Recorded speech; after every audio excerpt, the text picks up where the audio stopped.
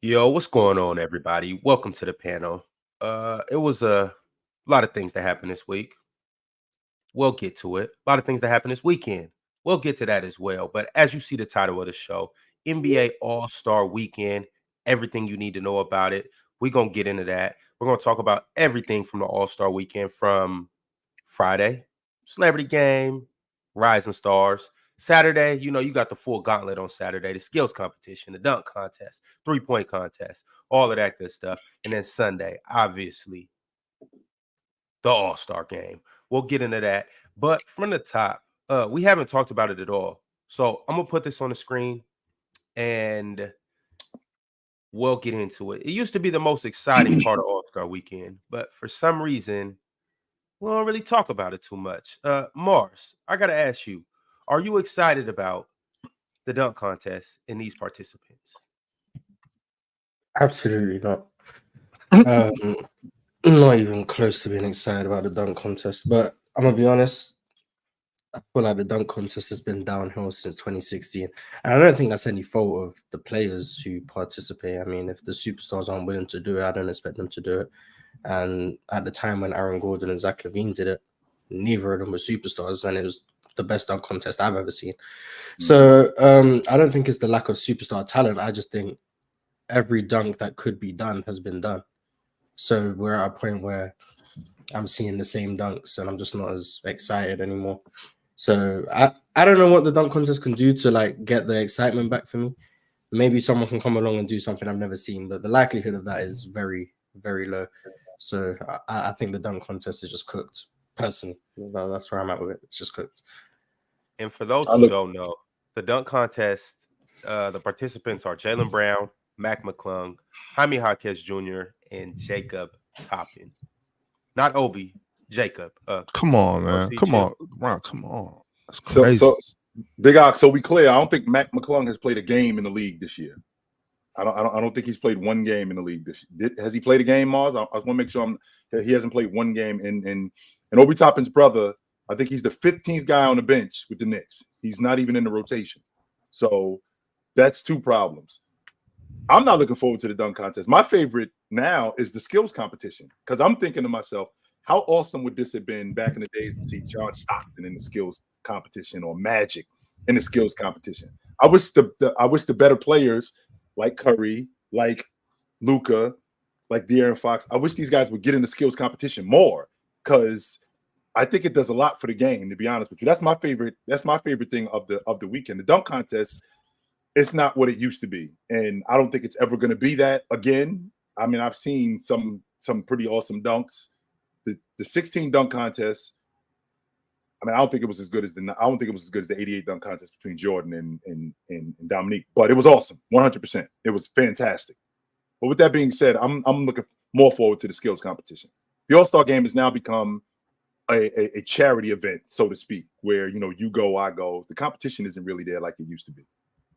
Yeah, I agree with you. The dunk contest is cooked. Like, it's not entertaining. It's like, how many different dunks can you do, like, every single year? It's kind of like you are going to start to see, like, the same things over and over again. Eventually, it's going to get a bit repetitive. Yeah. Derrick Jones Jr. won doing all E-Space. Crazy.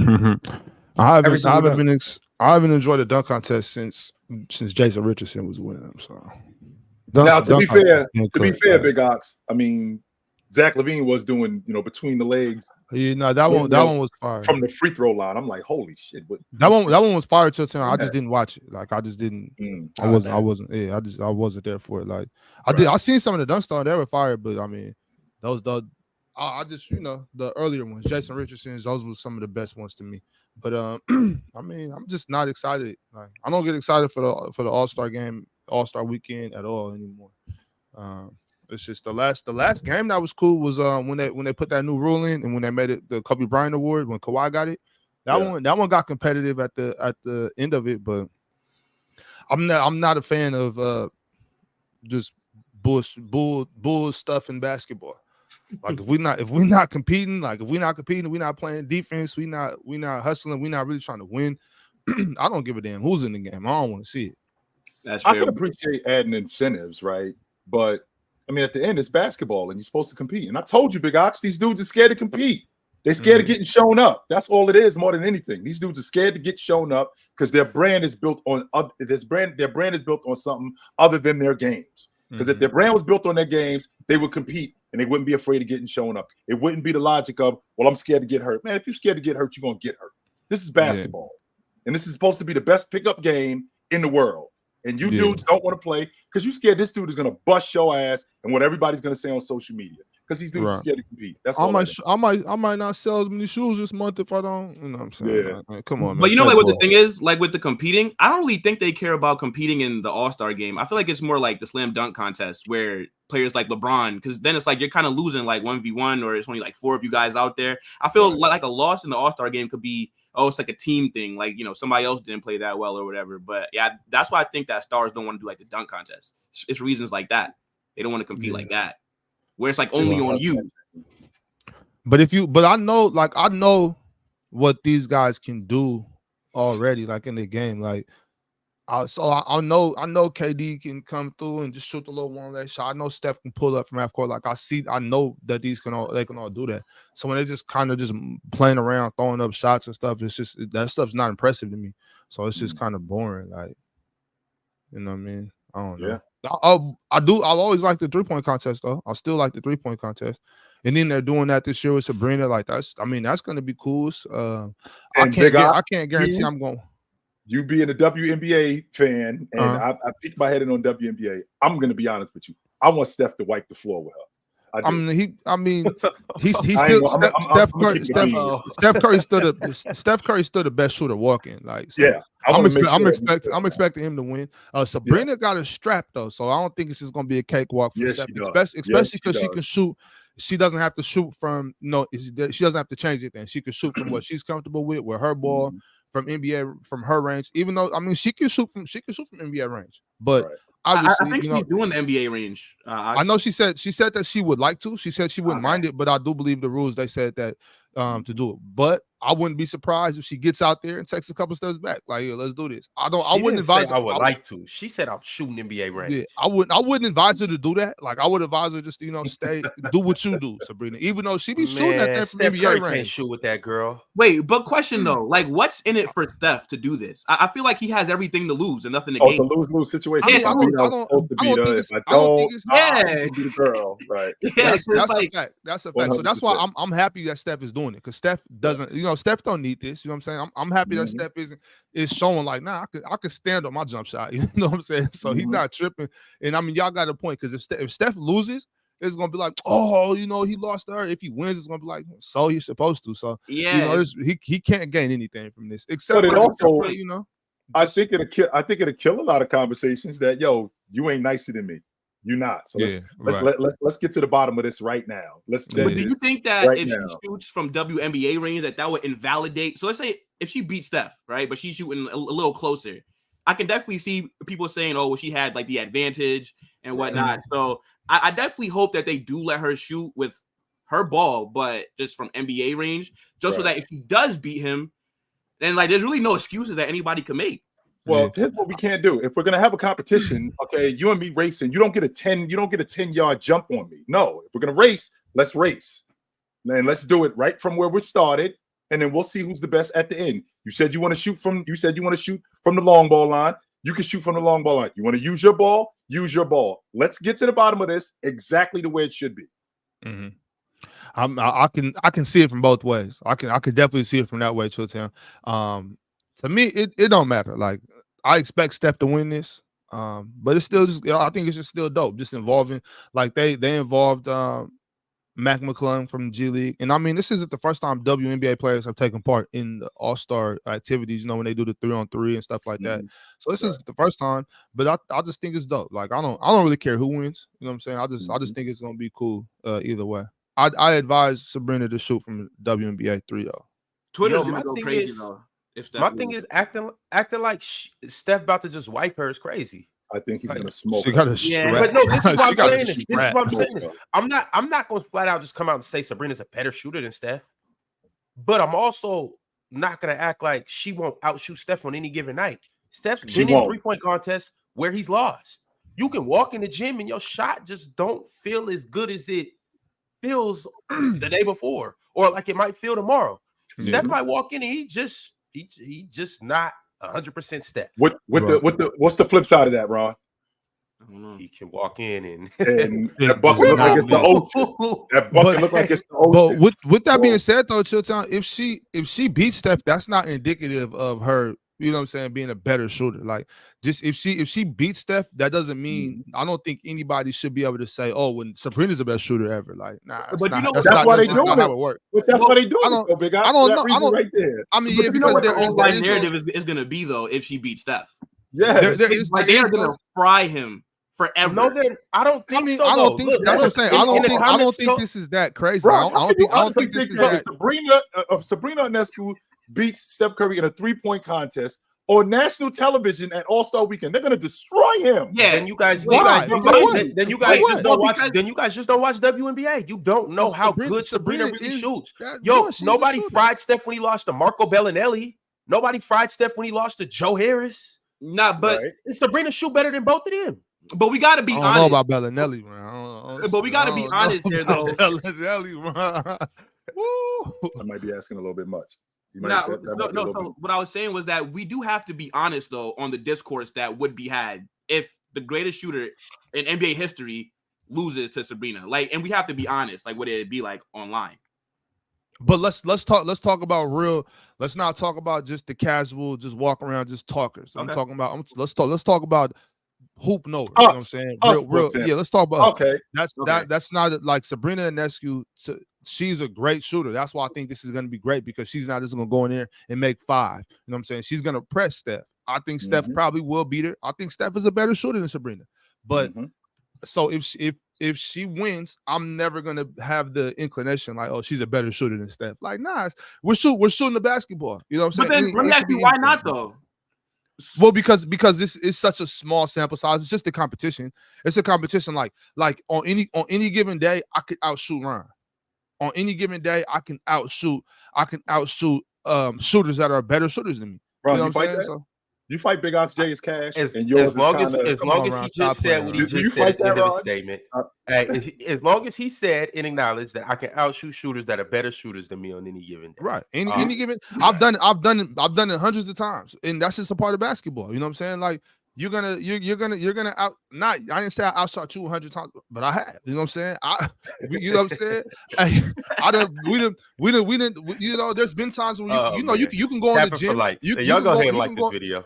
You can go in the gym with anybody on any given day if you're you know, competent at what you're doing. If you're competent, not anybody, but if you're competent, you could go in and outshoot anybody on any given day. So that's why it's like if Sabrina beats him, I'm never going to be like, oh, she's a better shooter than Steph. Give it give it 10 more years. And let's say Sabrina has a crazy career where she's just, you know, keep shooting at this level. We might have a conversation, but not after a 3-point contest. Though. So you don't think Steph has anything to lose here? Like he's going to go out there and have fun. Not really. Like he does, but it's just gonna be just, you know, back and forth. He say, she say, just, you know, bull stuff in. Steph has nothing to lose. Steph is solidified. Like Ox, that's why this is a competition, Ox, for that reason right there. That's why they're doing it. I think it's more entertainment than competition. Even if it is entertainment, it's also competition. They could have got anybody to do this. There's a reason why they got the best 3-point shooter in the WNBA. They didn't just get a good 3-point shooter. They got the best. So if she does beat him, it's going to be that logic. The best 3-point shooter in the WNBA could possibly be the best 3-point shooter in the NBA. Do I think she's a better shooter than Steph Curry? No, I don't think that. Do I think he's going to beat her? I think he's going to wash her. However, this does have everything to do with Steph losing. If he does lose, everything to do with him losing. This is not just a, hey, you beat me, congratulations. Yeah. But what you just said, I want to take a step back there, Showdown. Because I'm on record saying I do think there's a lot of women in the NBA that outshoot a lot of men in the NBA. It's not about WNBA versus NBA. It's about Sabrina versus Steph Curry.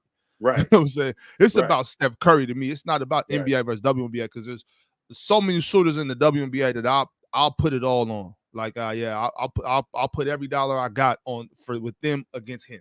I would do that easy. But this is Steph Curry.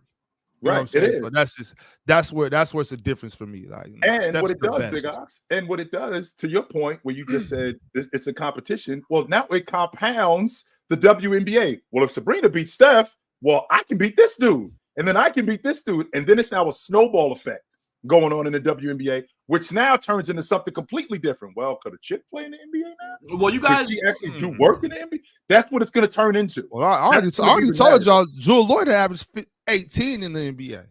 But you guys, what was it? Brittany Griner didn't say she could beat Cousins in like 1v1. That's the matchup that we should have got Saturday. Yo, right there. That's the matchup. That's what I want to see. We don't want to see that, bro. We don't want to. That's what I want to see. She said she could beat him. Put that on like after Steph. Well, hey, this is a different DeMarcus stuff. Nah, I think he'll wax her now. I don't think it matters. I think it'd be even worse now because DeMarcus gonna hurt that. Yeah, he would wax us. Where's Cousins playing at? Where's he, like Puerto Rico, right? Or like Taiwan? Oh, is it Taiwan or Puerto Rico? I think it's Taiwan. Oh, okay. I thought he was in like Latin America. Yeah, well, see, so this the thing though. We're like, if we do shooting competitions, skill competitions, then it, I think it's even Stevens. But if we're doing one-on-one games and stuff like that, like that's not. Nah, but she. Yeah, I understand that, but just because anybody calls you out doesn't mean you take the fade. Like, you know what I'm saying? It's obvious. Sometimes people just be drunk. But if we were to do, I would like to see maybe guards in like a 3 dribble setting. But we got Brittany Griner versus DeMarcus Cousins. Like that's gonna get ugly. But like maybe a 3 dribbles. You know what I'm saying? I would like to see that. That would be dope if we could do. Let me see a guard like obviously not like Shai or nobody, but like Jewell Loyd. Chill out, Jewell Loyd to tear Corey Joseph up, but that's not even fair. I'm talking about maybe like Devin Vassell versus Jewell Loyd. I'd like to see that. Killian Hayes. I got Jewell Loyd. Jewell Loyd versus Trae Young. I got her dog at Trae Young. Like yes. What is happening right now? What are we doing? In a three dribble setting, Jewell Loyd is cooking Trae Young. He would fry her. Are you kidding me? But if it's one shot. It's one shot. If you miss it, you get. If you miss, you get it. Mm-hmm. Trae Young can't guard Jewell Loyd. Wait. Trae really can't guard Jewell. Jewell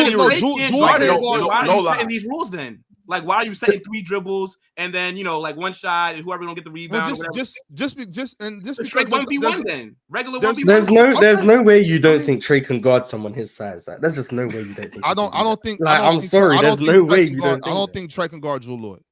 Here's the thing, Mars. Like Trae can play good defense, but Jewell Loyd is a tough shot maker the same way Trae's a tough shot maker. So it's there's levels. How does the 1v1 work? So do they just have to swap balls after every possession? You get 3 dribbles. They could play. If you do 3 dribbles, you can swap balls. But I mean, y'all act like y'all. But then why add girls can play? Girls can play with that ball. Girls can play with the standard one-on-one procedure. In the NBA, people play in the pros, professional. Yeah, 3 dribbles I have no problem with. I have no problem with that. I just don't get why we had to because Trae Young's a defensive liability in the NBA. He can't guard someone who's actually his size. Yeah, who he's faster than? Who he's faster than? They're the same size and stronger than. Why couldn't he cover Jewell Loyd? Give me some legit. How do we know he's stronger than Jewell Loyd? How do we know he's stronger than Jewell Loyd? Oh my God. We're not doing that. You know what I'm saying? Why not? Why can't we do this? What is Jewell Loyd? Isn't Jewell Loyd like 5'8" or 5'9", something like that? No, Jewell Loyd is a solid 6 foot. 6 foot. 5'11". They're about the same size. They're about the same. Trae Young like 6'1". They're close enough. They're close enough in size. They're close enough in size, bro. Like I would like to watch it. I would like to see it.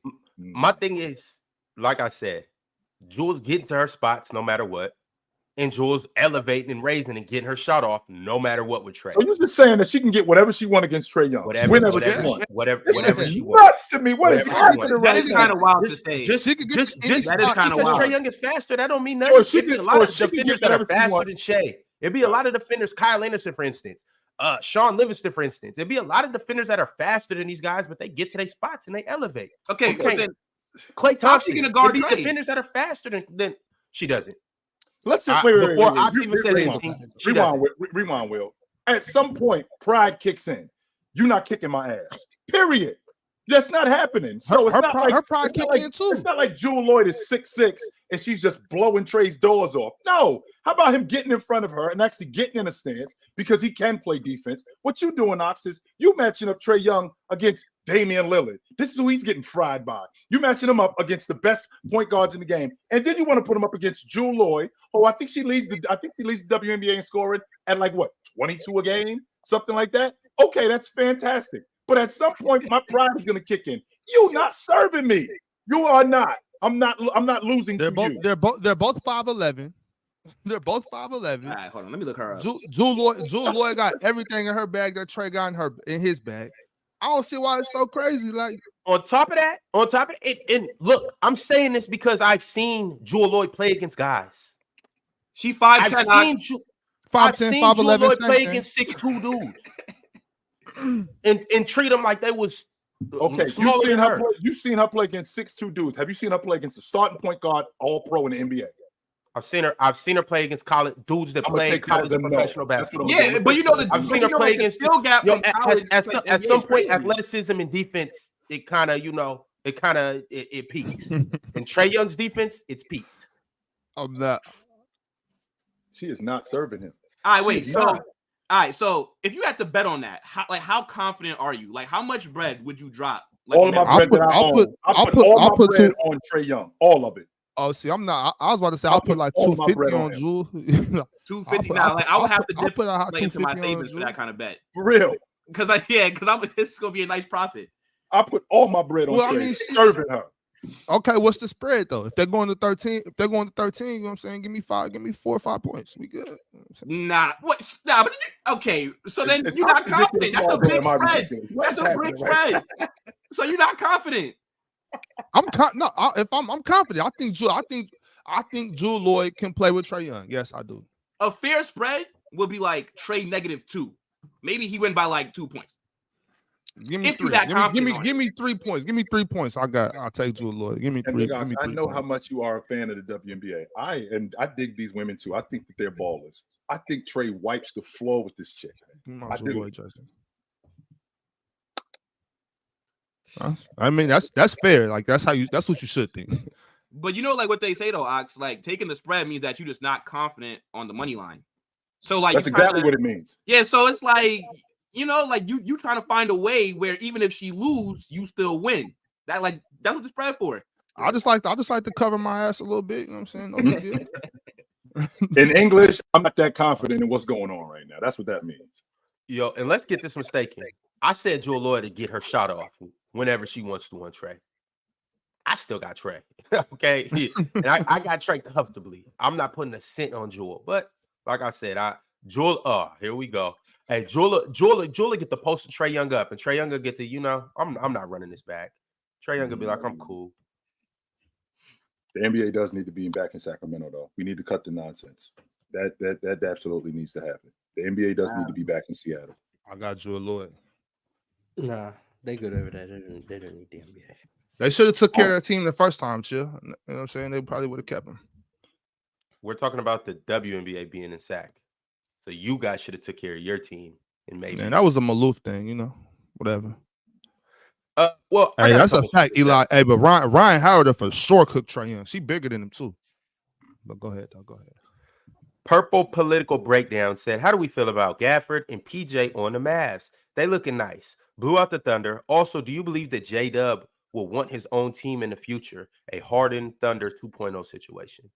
First question, how do we feel about Gafford and PJ? I think it was a good move for them. Yeah, for the Mavs. Solid. But I don't really think that elevated them any more than I think what the expectations were before. Or am I just bugging? What were the expectations before? No, in terms of I remember when they first traded for Kyrie and everybody was talking about kind of championship aspirations. I think the expectations is still a deep playoff run. Like you lose the difference with them going to the NBA Finals. That's what he's saying. Well, yeah. If the team's expectation is a championship, how much higher can the expectations be? That's what it is. Well, no, I'm talking about people were saying that they have a run. I don't really think that anybody believed that they'd win it. It's just more so that they should be deep in the playoffs and competing for it. But I think it doesn't really. This trade keeps them kind of in that same convo. But it makes it more realistic, doesn't it? Yeah, you could say that. But I'm saying, like, the trade it didn't like elevate them into a different kind of conversation. Because I know people are saying that the Mavs are for real now and that PJ and those guys are there, so they're kind of hype about it. But I don't think they should be. Well, what we do is, go ahead. I'm sorry, Mark. I think they should be hype. Their biggest weakness was their big man depth, big man position in general. Mm-hmm. Now Dwight Powell isn't even going to be in the rotation once Derek Lively's back. That's fantastic. I've been singing Daniel Gafford's praises the whole year. He's now on a team that can use his skill set as a rim protector, screen setter, lob threat around the rim. He can make free throws, which is something Derek Lively struggles with. So you have a big man who isn't a liability late in games. So that helps. PJ Washington can stretch the floor, can also cut, can attack off the dribble a little bit, adds an extra layer to their offense. Defensively, he looked good in the first game. Now, maybe I was blinded by Charlotte because I didn't think he was that good over there. But maybe he is a better defender than I thought. So he looked good. And you still have all your core pieces. And apparently, none of them like Grant Williams. So the fact that he's gone helps.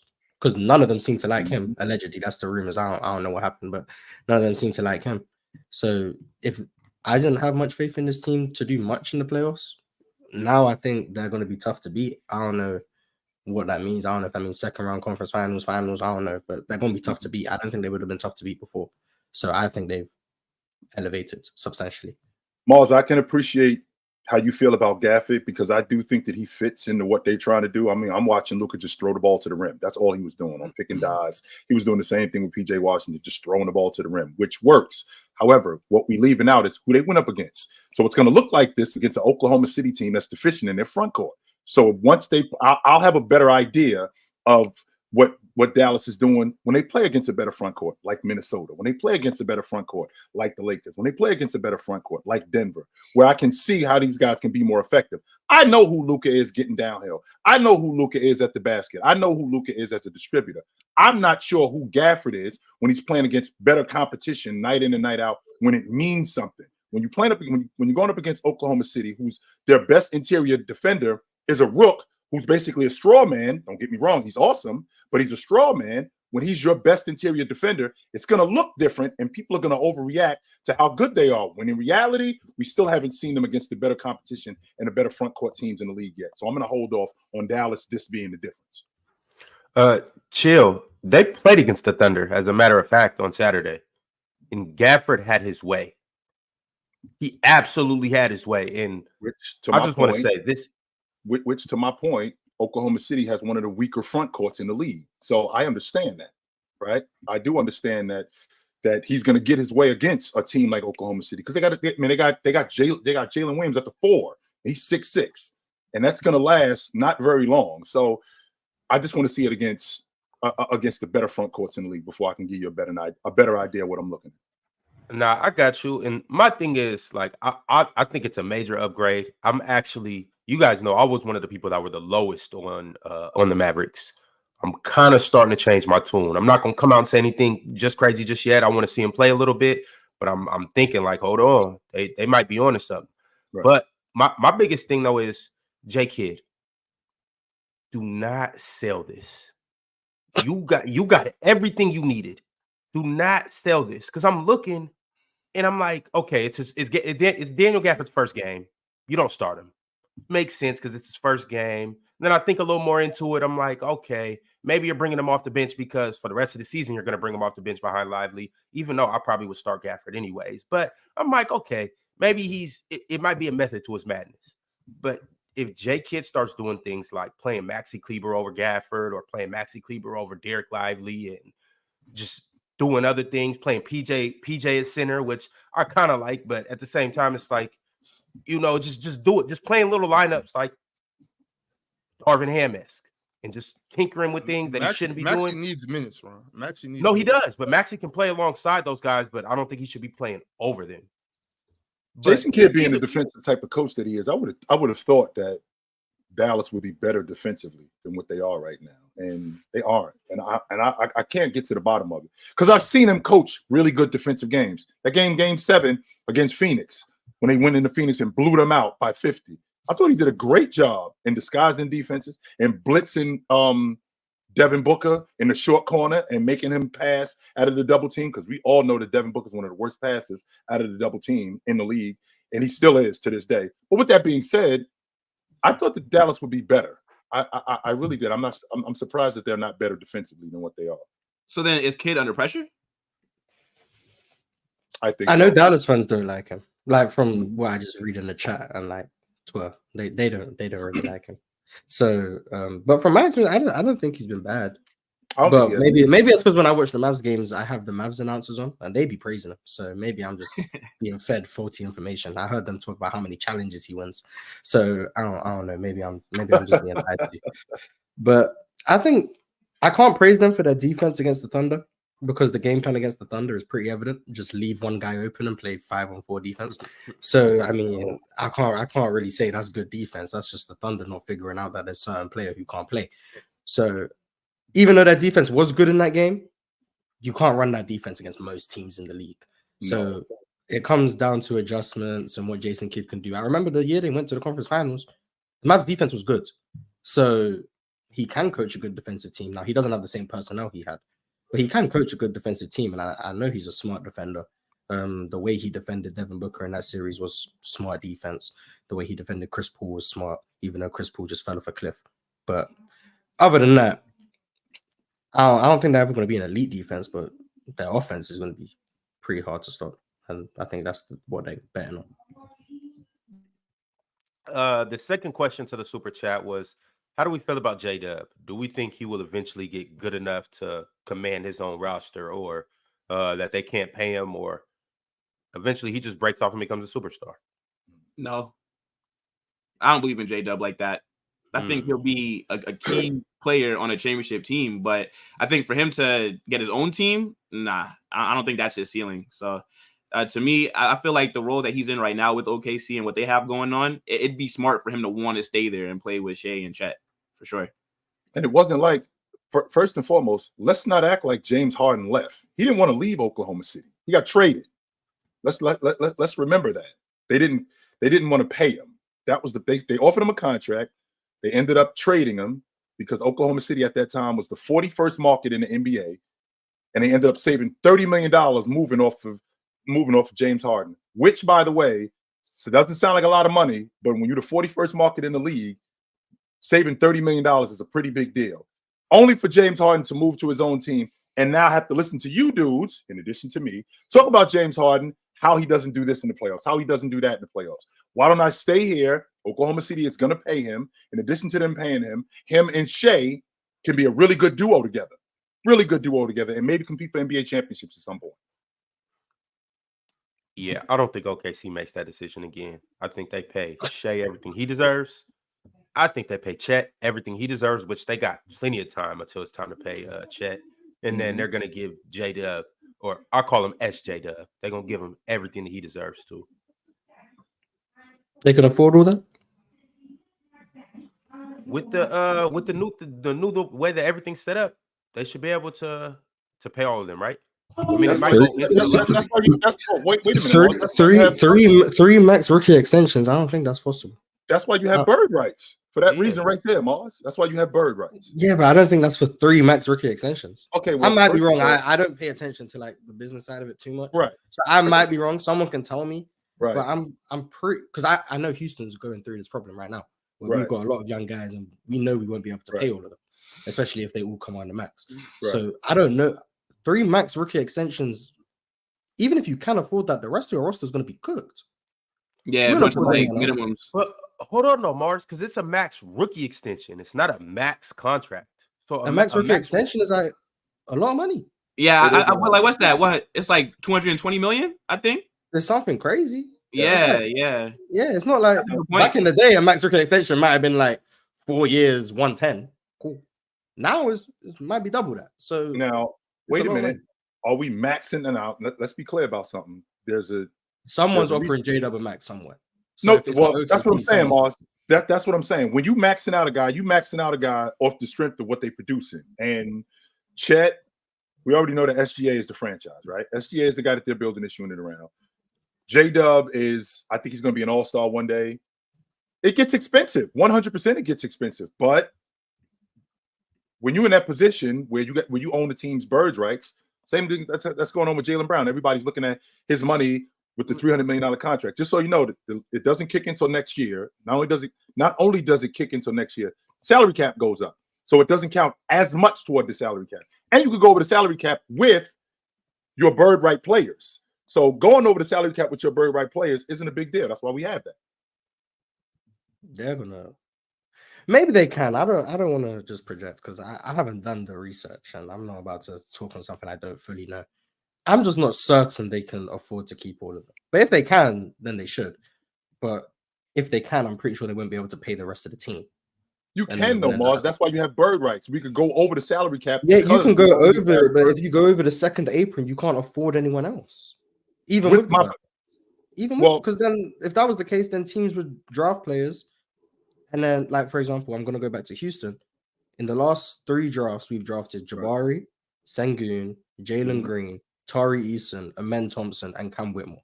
There is no way we can afford to pay all of them down the line. We can't afford to do that. So you're going to end up having to make decisions. Who's going to be good? Who's going to be worthy of a max? Blah, blah, blah.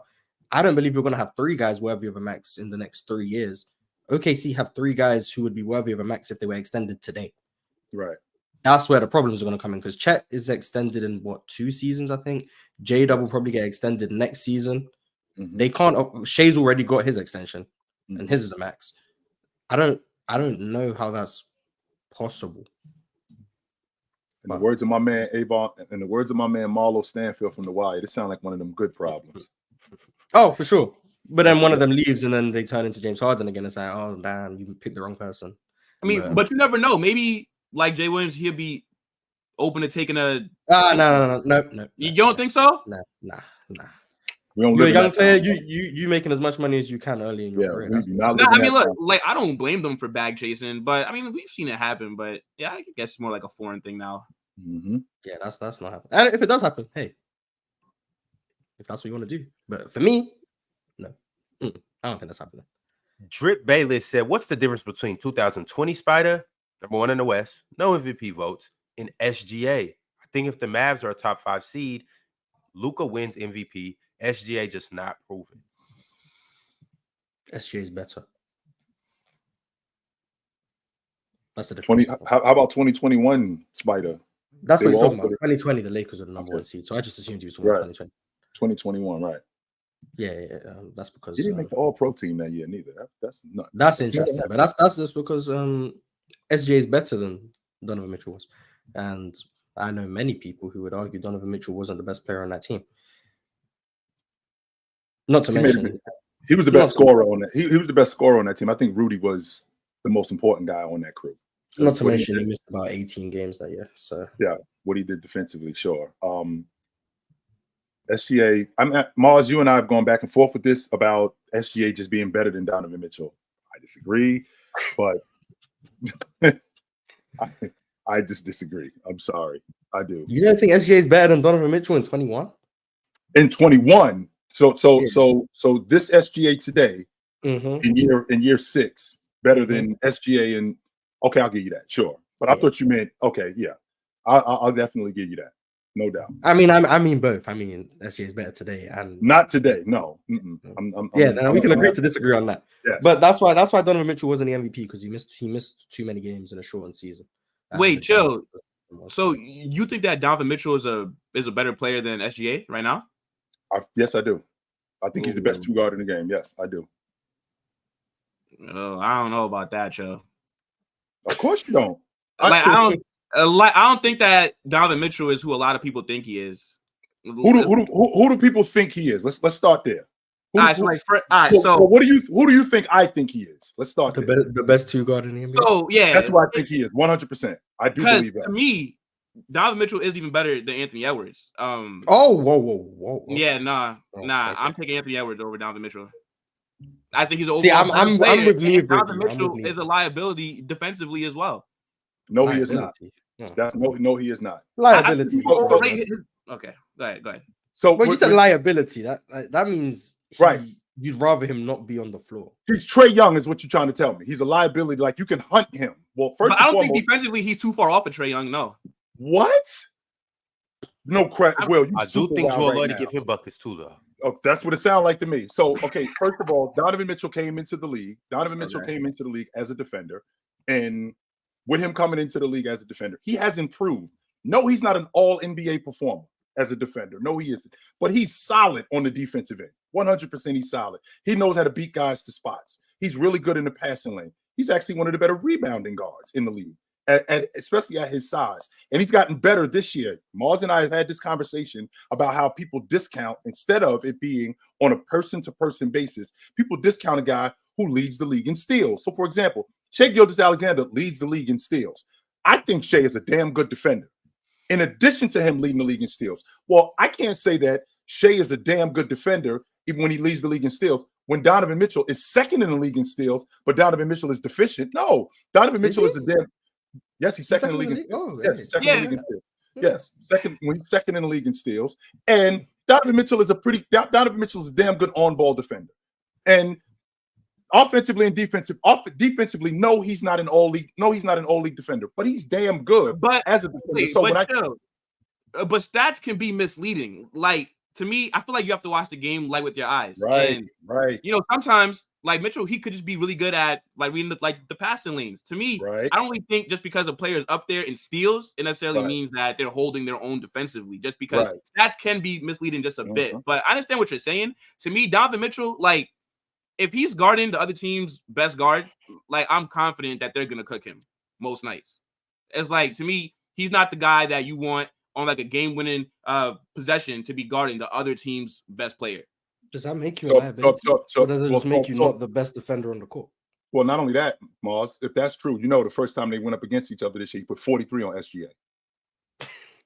I don't think SGA is as good of a defender as other people think. Though. Right. But, so, I mean, when we're talking about steals, for example, sure, it's on a case-to-case basis because James Harden played almost 40 minutes. I don't know about the rest of y'all, but I played basketball. I can get 2 steals if I'm on the floor for 40 minutes. Because number one, I'm going to get in the passing lane and I can get a steal. Number two, somebody throughout the course of the game is going to give me the ball one time. I'm pretty confident in that. Somebody's going to give me the ball. I'm confident in that. So with that being said, Donovan Mitchell, I watch him in the passing lane. I watch him digging down on big men, right? I watch him as an on-ball defender, swiping at the basketball, being a disruptor. He does those sort of things. He's not just a dude standing in the passing lane and getting lucky. No, that's not his game. He's a lot better defender than that. I mean, I guess like that's fair, but to me, I just don't really think. And yes, I stand on the liability front just because if it's a possession where I just need a stop, I would take him off. And play who? Minority. Yeah, you definitely, because you're not playing D Wade, right? You're not playing. Who are you playing in his place?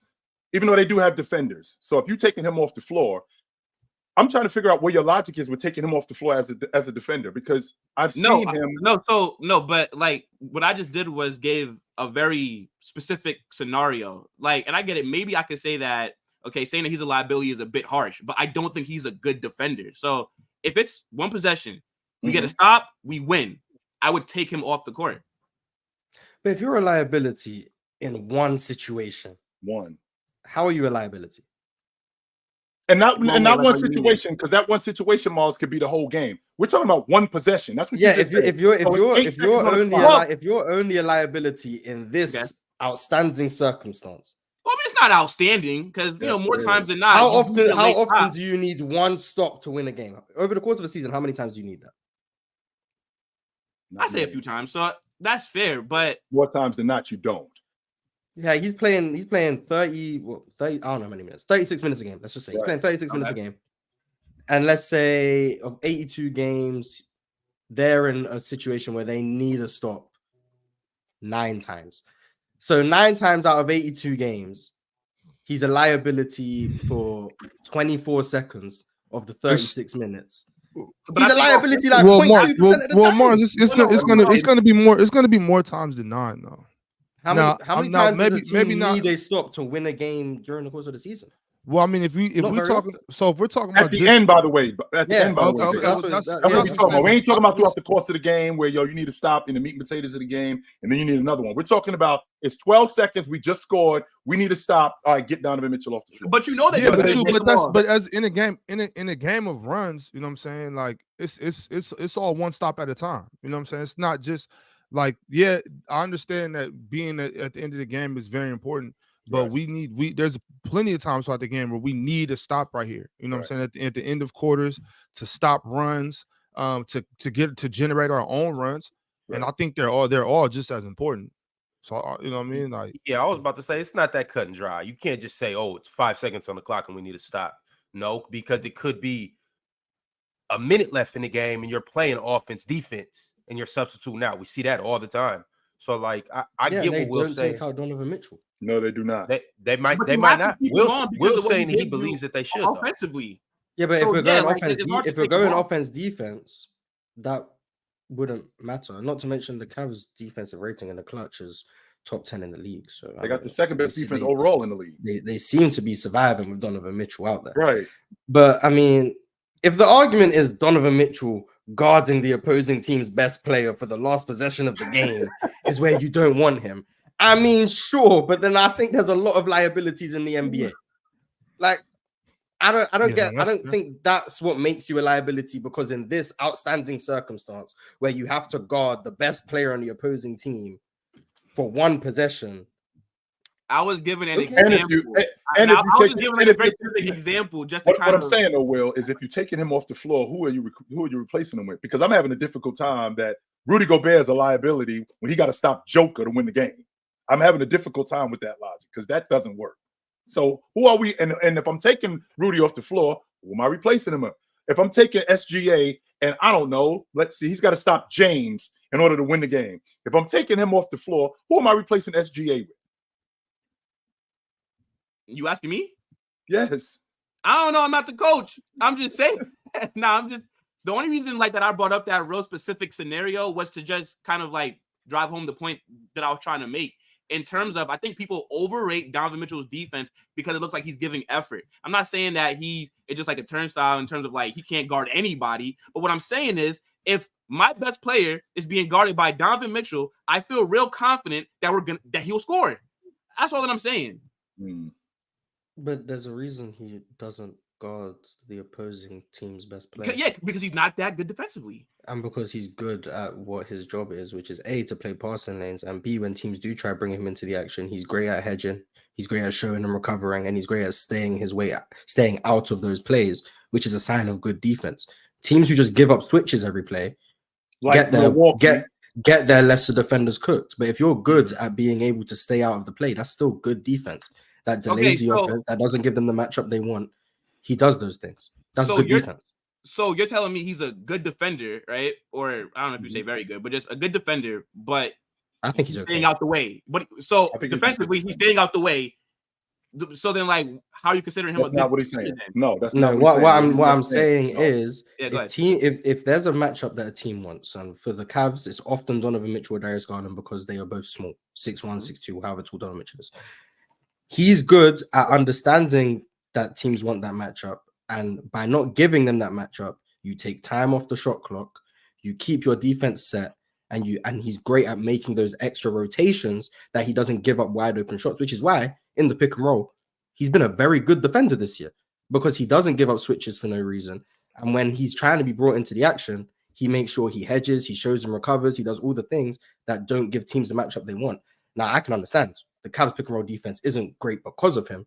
It's better because of guys like Jarrett Allen and whenever Mobley's in the lineup. But him playing his role on defense, by definition, would not make him a liability because the defense isn't suffering with him out there. I'm not arguing Donovan Mitchell's a good or great defender. Chill thinks he's good. I'm not going to push back on that too much because I think he's solid. I think he's solid, slightly above average. But calling someone a liability because on an island against the best offensive players, they're going to lose. There's like 5 people who aren't liabilities in the NBA. Like, I know you said Anthony Edwards is better. I promise you, Anthony Edwards on Steph Curry with no help is getting torched. The reason So he what looks is so what good- is what is the reason he looks so good in isolation is because you have Jaden McDaniels who can dig in from the nail. You have Rudy Gobert on the back line. You have help defense, which exists in the NBA, which no one is complaining about. But because of those things in place, Anthony Edwards can look better in isolation. If you put him on an island with no help, he's also going to get cooked. Any great defender in the league who you think of is going to get cooked on an island. That's the nature of the NBA today. I'm watching the That Bulls. don't make you a liability. To your point, Mars, I'm watching Kobe White fry Jaden McDaniels on an island. There's nobody helping him, and he's just blowing past him. Now, is Jaden McDaniels not a good defender? Do I not want Jaden McDaniels on the floor and the meat and potatoes in the game, or on the last possession of the game to stop somebody? Hell yeah, I want him on the floor. But when you have a defender, or when you have an offensive player like that, and how wide open the game is, one-on-one, it's gonna be tough for guys. No, I know it's gonna be tough because, like, if there's no help, right, and you got 24 seconds, and if you're in isolation, yeah, it's gonna be hard to stay in front of somebody for a very long time. I understand that, but we do have to acknowledge that there are guys who would be better at doing it than others. Mm-hmm. Who though? That doesn't make the ones who are worse liabilities. Why not? If there's only the league has what 450 players. Yes. But we understand not every team runs 15-man like depth. So like 5 people don't play. So they run maybe 10-man, 9-man rotations. So that's about 300 players. If there's like 20 people who on an island can be trusted to stop someone consistently, are we saying the league has 280 liabilities? No. I think Mars, if I'm not mistaken, right?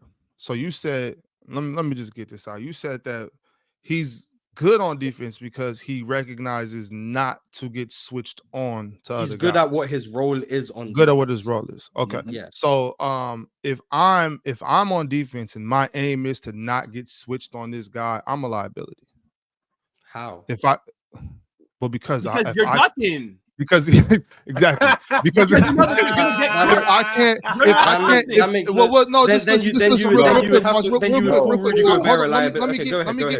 me get it off real quick. I'm saying, like, if I know that all I can do is give a quick hedge and retreat, I can just show and get out of there, then I feel like that's a liability, because if I'm not allowing myself to switch on this defender, if I know I can't guard him, then I'm a liability, because it is chill town, because what happens is I'm directly minimizing the action we can do. I'm slowing us down on defense because it shows that we're not allowed to do certain rotations because I can't be switched on to Shai. I can't be switched on to this person. So if I can't switch on to them, I'm a liability. Now, that's just what I heard. So if that's the logic, then the only people in the league who aren't liabilities are the people who can guard 1 through 5. So the only non-liabilities is who? Bam. And that's not everybody. No, that's no. Not, wait. That's, okay. Because no one can switch on to everyone in the NBA. We've talked about this. We've talked about this before. Like, as a big man, I don't have to. And even with certain rotations, you got to have a scheme where it's like I can't switch and stay on this guy whole possession.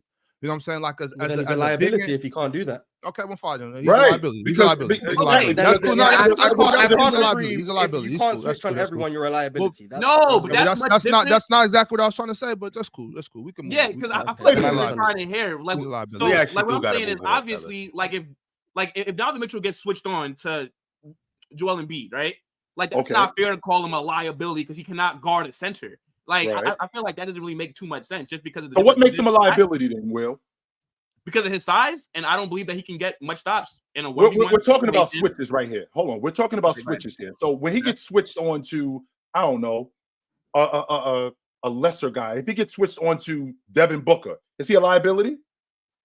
Not necessarily, because I think that Devin Booker will give most people buckets. But the reason that I'm saying that Donovan Mitchell is a liability is because I don't believe that he can guard most people in his position to a good level. Obviously, stars are going to always get their buckets. Who does he guard? So if he gets switched on to DiVincenzo, is he a liability? I think DiVincenzo will give him buckets. No. So when the Cavs play, who's Donovan Mitchell guarding? No, you tell me. You brought this up. I'm not the one claiming it's a liability. You said we have to watch. We We have to study defense with our eyes. We have to watch the games to see what's going on. So based on watching the games, who's he guarding? Right, because I don't think he's a liability when he gets switched on to DeJounte Murray. I don't think he's a liability. I think he can handle himself against DeJounte Murray. Now, would DeJounte Murray score? There's a lot of guys in the league. Most guys in the league can score. Is he going to torch Donovan Mitchell? No, I'm not trying to hear that right there. If he gets switched on when he gets switched on to Dante DiVincenzo, I think he can handle himself against DiVincenzo when they're in the playoffs. So is he a liability again? Okay, so the main issue that you guys have with what I said was I called him a liability. Like, that's the main issue. So if I said that he's just an average to below average, in my opinion, defender, would it still be the same kind of conversation, or would you guys? I think he's average. I wish you would have just said that in the beginning. All right, fine. Fair enough. There's a major distinction between average and liability. Okay, but for example, right, like when people thought that the Knicks should have traded for Donovan Mitchell, I said no because I thought that would be one of the worst defensive backcourts. I mean, in the NBA. So, like, I didn't like that move because of that reason. So, okay, maybe you could say that liability is a bit too harsh. But I don't think he's a good defender, period. Just in general. I don't think he's good. I think he's solid. That's why I said. Will, it's okay, but call it what you want, Will. If you think it's a liability, say that. You know what I'm saying? Say stand on that. It's okay. It is a good time to let everybody know that the Denver Nuggets are playing the Milwaukee Bucks tonight. You're clapping for and everybody's why it's a good time to let everybody know that, because tonight on Playback, Chilltown will be watching the game, and you guys should go ahead and pull up. Here's the link right here, pinned at the top of the chat. Go ahead and click that. If you haven't, you can join our NBA watch parties, join our room, and you can get an NBA VIP pass. First 20 people in the room will be able to watch the game for free. You guys pull up, check it out. Also, if you haven't liked the video yet, it's no better time than now. Go ahead and like the video. Shout out to all of our new members. Shout out to all of our subscribers. I got a couple new members right now. I don't know if this is a new member. I don't know how he all of a sudden stopped becoming a member, but shout out to James L. He's now a member. Show him some love, people. Brandon Madden is a new YouTube member. Shout out to Brandon Madden. King Pope 23. Welcome to the show. A $250,000. Shout out $250,000. I see it, boy. Shout out $250,000. Also, Cheese gifted 5 Players Choice memberships. Shout out to Cheese. Cheese, I know you're on the outside looking in, but sometimes it's better to be on the outside and not on the inside. Shout out to Cheese. He gifted some memberships. Salute to everybody that got those memberships. You know what? I know we got to go to Super Chats real quick. Big Ox, that Seattle jersey looks dope on you, but you know what else looked dope on you? Some Players Choice merch. That would look so dope on you, brother. If you had a Players Choice hoodie, man, how fire would that look? I mean, I'm digging that Seattle jersey, but if you had a panel Scully on, or you had a Players Choice hoodie, I mean, that would look so dope on you. I got a sneaky suspicion that something's coming soon. Okay, all right. I'm just saying. And yeah, hopefully the UPS mailman stops doing what he's doing, whether he's knocking boots with somebody that he's dropping the mail off to, or I see him all the time in my neighborhood. I'm still waiting on my Oh, you see him in your neighborhood? I see him on the regular. Yeah, I don't know what's going on. He be tripping. But you guys do see the playerschoicemerch.com in the bottom right corner. Go ahead and click on that and get yourself some, whether it is the Scully or the hoodie that we've all been waiting for. But I got one more super chat, and then we're gonna get into our segment of the day. Andra 15789 said least points per possession. He said when defending in isolation this season, number 1, Keegan Murray. Number 2, Max Strus. Number 3, Kevin Durant. Number 4, Jalen Johnson. Number 5, Rudy Gobert. 6, AD. 7, Lauri Markkanen. 8, Vooch. 9, Okongwu, and 10, Luka. Think about that for a second. So if we just going off the numbers, Luka is a top 10 one-on-one defender per possession. Yeah, but then you gotta remember like who he's defending in isolation, because matchups and whatever the case may be. Switches. Also, the how long's left on the shot clock when teams are going at Luka in isolation? Is it because they've already wasted 20 seconds and there's 4 seconds left? That help defense that's around him. There's a lot of context to it. But I mean, Luka has improved to me defensively in 2 aspects: playing passing lanes and defend. Well, 3 aspects: defending the post, defending in isolation, and playing passing lanes. Everything else, I still don't think he tries very hard. Personally, I want to know about that stat. Is it? I didn't see the first part of it. Is it specifically playing in isolation and them getting a shot up, or is it just like, are they counting the whole time? Like if I have a possession where I'm guarding somebody in isolation and they pass the ball, that means I just get a no points scored on me in that part. It would be possessions where they either get a shot up or turn the ball over. Okay, cool. So where the play ends with them. That makes sense. Then that makes sense. Also, I do want to say something earlier because a lot of people in the chat were talking about just like the steals thing, and I do understand that steals can misconstrue, you know what I'm saying, the type of defense you're playing and how good your defense is. But being in the passing lanes is a part of defense, and it's very important. Being whether it's 1 pass away, 2 pass away, or if it's just completely weak side defense, being in those passing lanes is a big part of defense, and it makes your point of attack defenders and the guys that are trapping and guys like that more comfortable selling out in their traps and selling out on long closeouts because they know I got somebody in the passing lane that's gonna go get that ball. So I just want to say that, like, yeah, steals aren't indicative. Don't tell the whole picture, the whole story, but it definitely tells a part. If you're getting steals and you're being aware, you're getting your hands up, doing your thing. Yo, J-Rob in the house. What's good, J-Rob? What's good with you? We can't hear you, but I appreciate you coming with energy. Turn the mic up, J-Rob. My bad. Can y'all hear me now? Now you hot. Yeah, we got you. Okay. What's up, fellas? How y'all doing? Yeah. Chilling. Still wearing that jersey is crazy, but I mean, at least he's a real fan. Boys, it's been a minute since I've been on the panel, man. I've been staying low key. You know what I'm saying? I've been staying low key. It's a New York thing. So chill. How you doing, Unc? You all right? Oh, man. I was down in the dumps last night, but I asked for a rematch. I got it. I'm straight now. I don't need another one. I'm good. I'm straight. I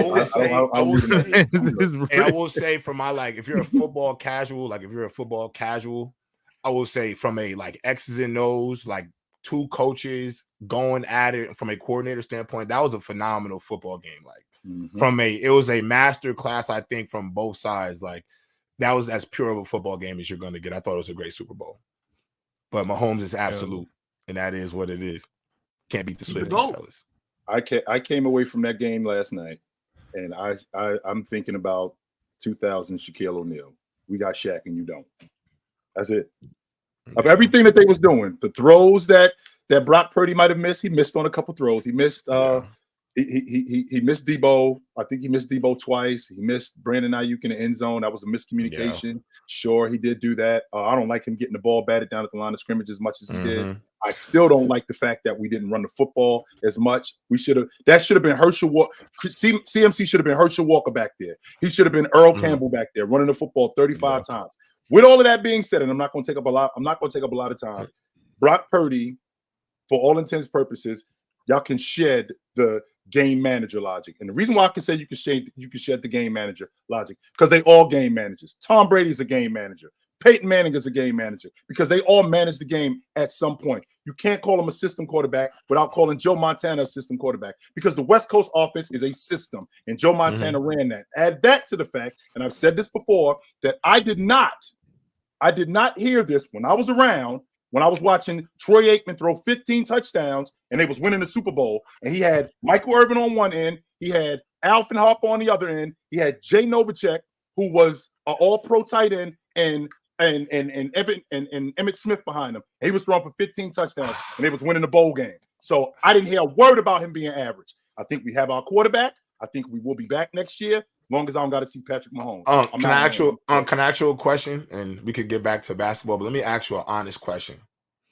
When Brock Purdy is a quarterback that is eligible for a $50 million contract, and he is taking up all the cap space for the 49ers, do you still feel the same way about him being okay just being a game manager? Because Patrick Mahomes, despite his faults, his receivers led the entire NFL in drops this season.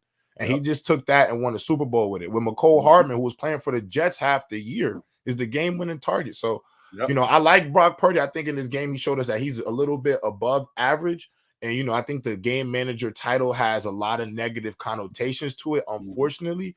But I also think there are some limitations to Brock Purdy that we still have to address. And the reality of it is Brock Purdy is going to get paid a lot of money to be the quarterback of the 49ers.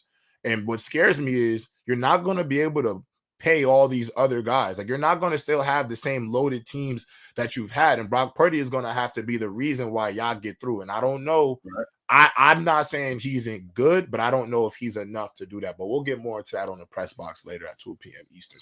So real quick. At what time? 2 p.m. Eastern. 2 p.m. Eastern.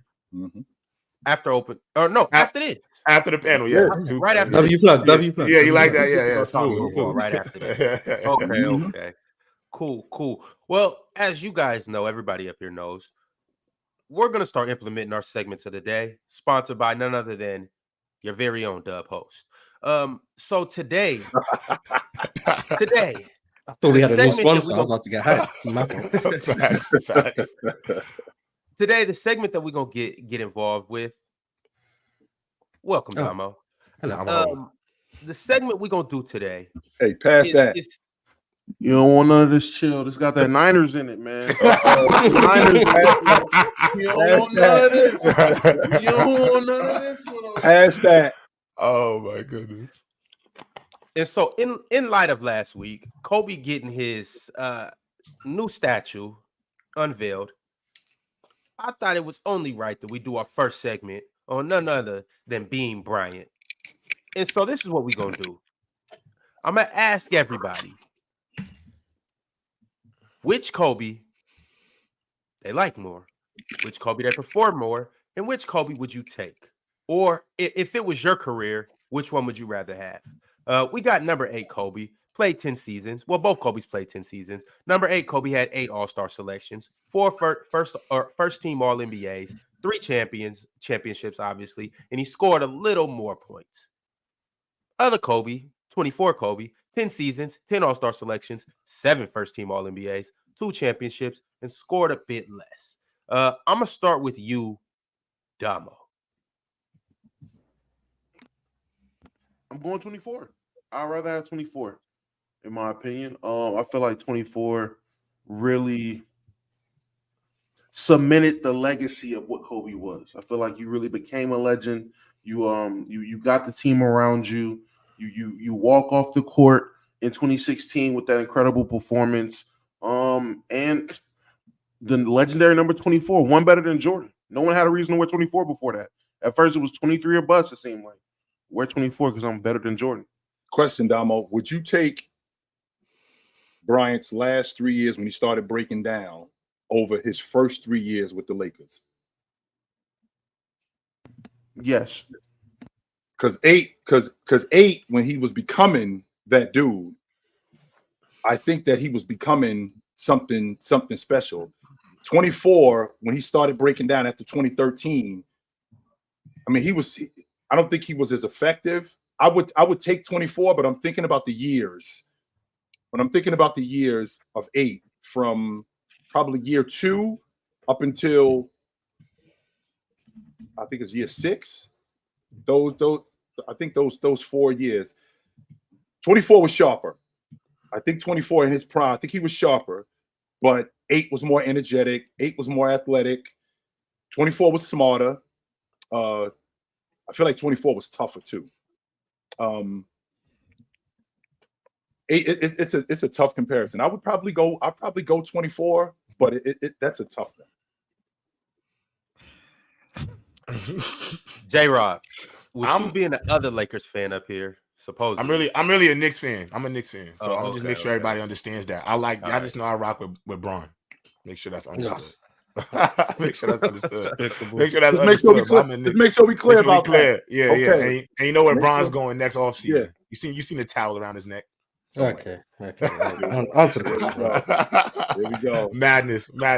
Here we go. I would honestly be 24 Kobe. Like, I think 8 Kobe was probably fun. You're younger. I agree with. I think he had a lot of things going for him. But when I look at 2000, when I look at 24 Kobe, I think that really made him a made man. And I think you got under that tax of having Shaquille O'Neal. I think for some people, we obviously understood who Kobe was because he dominated in in those finals alongside Shaq. So I don't think anybody had any question marks about who Kobe was as a basketball player. But I think in the 24 era of his career, I think that's when Kobe let the world know, like, I'm really him. Like this, and I agree with what Damo said. Like this 20, he put 24 on and then said, I'm gonna carry the Lakers on my back and bring 2 more championships to this franchise. And I thought the 24 was that statement, like, I am one better than Jordan. Like, I am that. And so I think he was just more of a, like, by that point, and I know you brought up the last 3 years of his career breaking down, but even by them last 3 years, I think by then he was already a made man. You know what I'm saying? I think he had done enough with that 24 jersey to know, like, listen, he's entered that pantheon of, top 3, top 4, top 5 greatest of all time. You know what I'm saying? So when did he switch jerseys? When did he switch jerseys? Was it 07? 06, 07 up until when he started breaking down, I was 13. So those 6 years, and you take them 3 years out. So then you also take those 3 years out when he started at 8, and 8 goes from, let's say, 99 to 2005. Yep. Of those two dudes, yeah, 24 was better.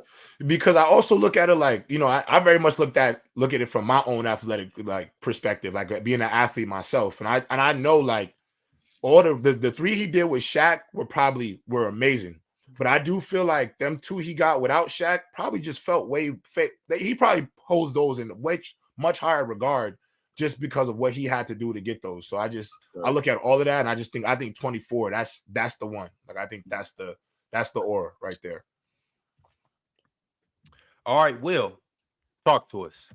Yeah, I think unpopular opinion, I'm gonna go with 8. Most of my life memories is Kobe in 24, but like whenever I see clips of like Kobe when he was wearing 8, he was going crazy. I think just off the athleticism alone, he looked like a completely different player back then to what I remember seeing him as. And I mean, to me, just off that, I think, like, there really isn't a wrong option here, but for me, 8, where he was more explosive, where he was, looking for contact, he was looking to violate guys. To me, that's the version that I think I would have liked better if I was able to, like, remember that version a bit more. Okay. Mars, talk to us. Which career are you taking? I want to say, when you look at like the accolades of like the 2 Kobes, even though technically 24 has more All-Star appearances, the last 3, I mean, let's be honest. Let's just be honest. Like, no disrespect. So he has 2 more All-Star selections technically, but the last 3 is post Achilles. 1, he didn't even play in the season and still made it because fan voting. So we'll put that one out there. Also, the 99 season, there was no All-Star game. So Kobe doesn't have an All-Star selection for that year, which he would have made it, by the way. But he doesn't have an All-Star selection for that year. So the All-Star selections is a lot closer than people would think.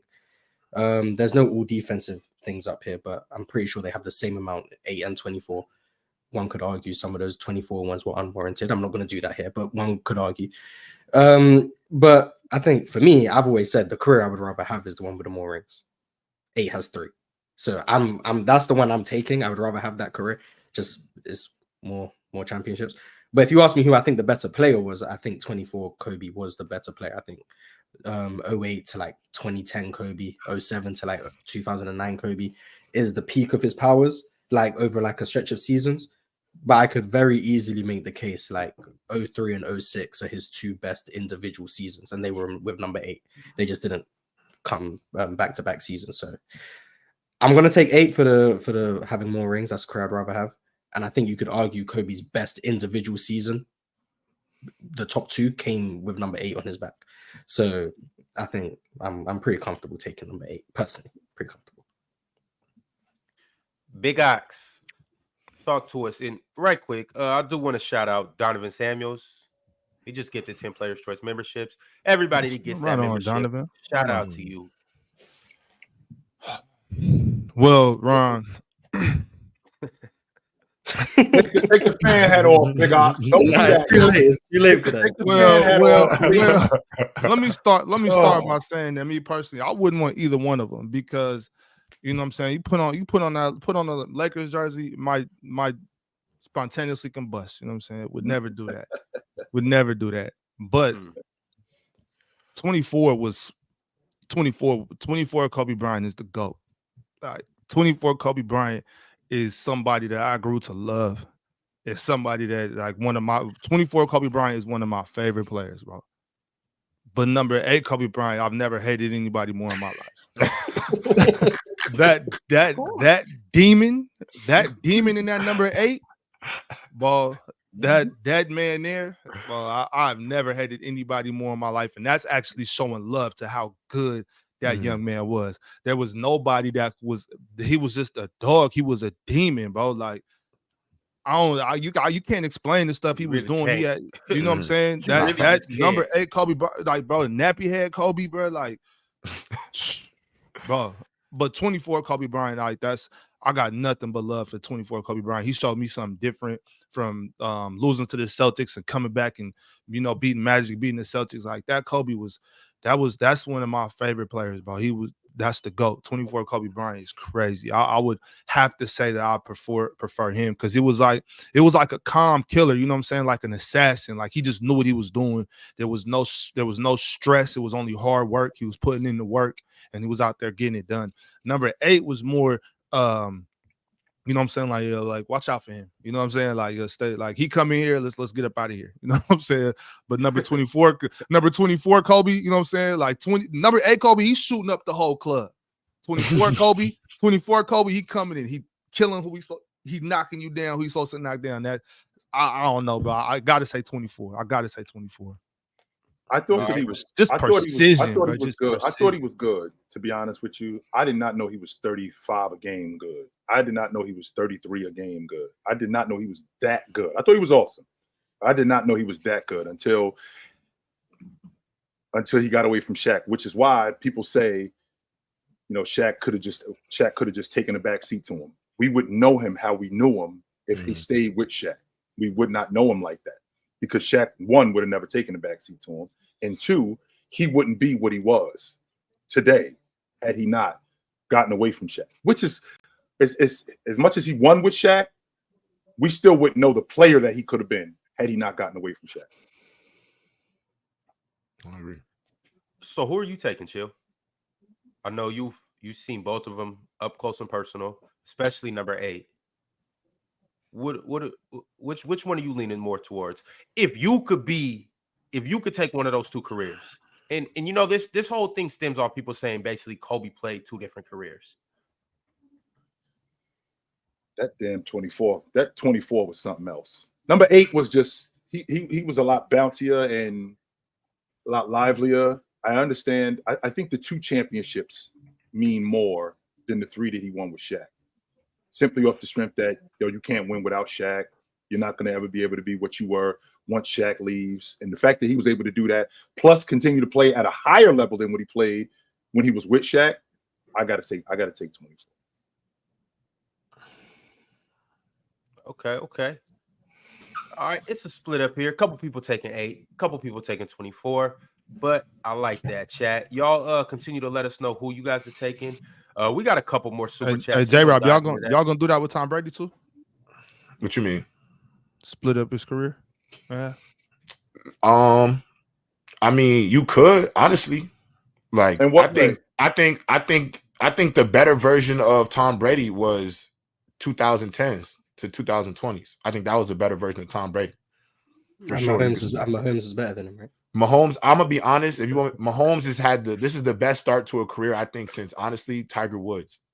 If I look at all athletes across all major sports, I don't think the only athlete I can compare to the amount of success this man has had in a 6-year career of starting, I can only think of Tiger Woods.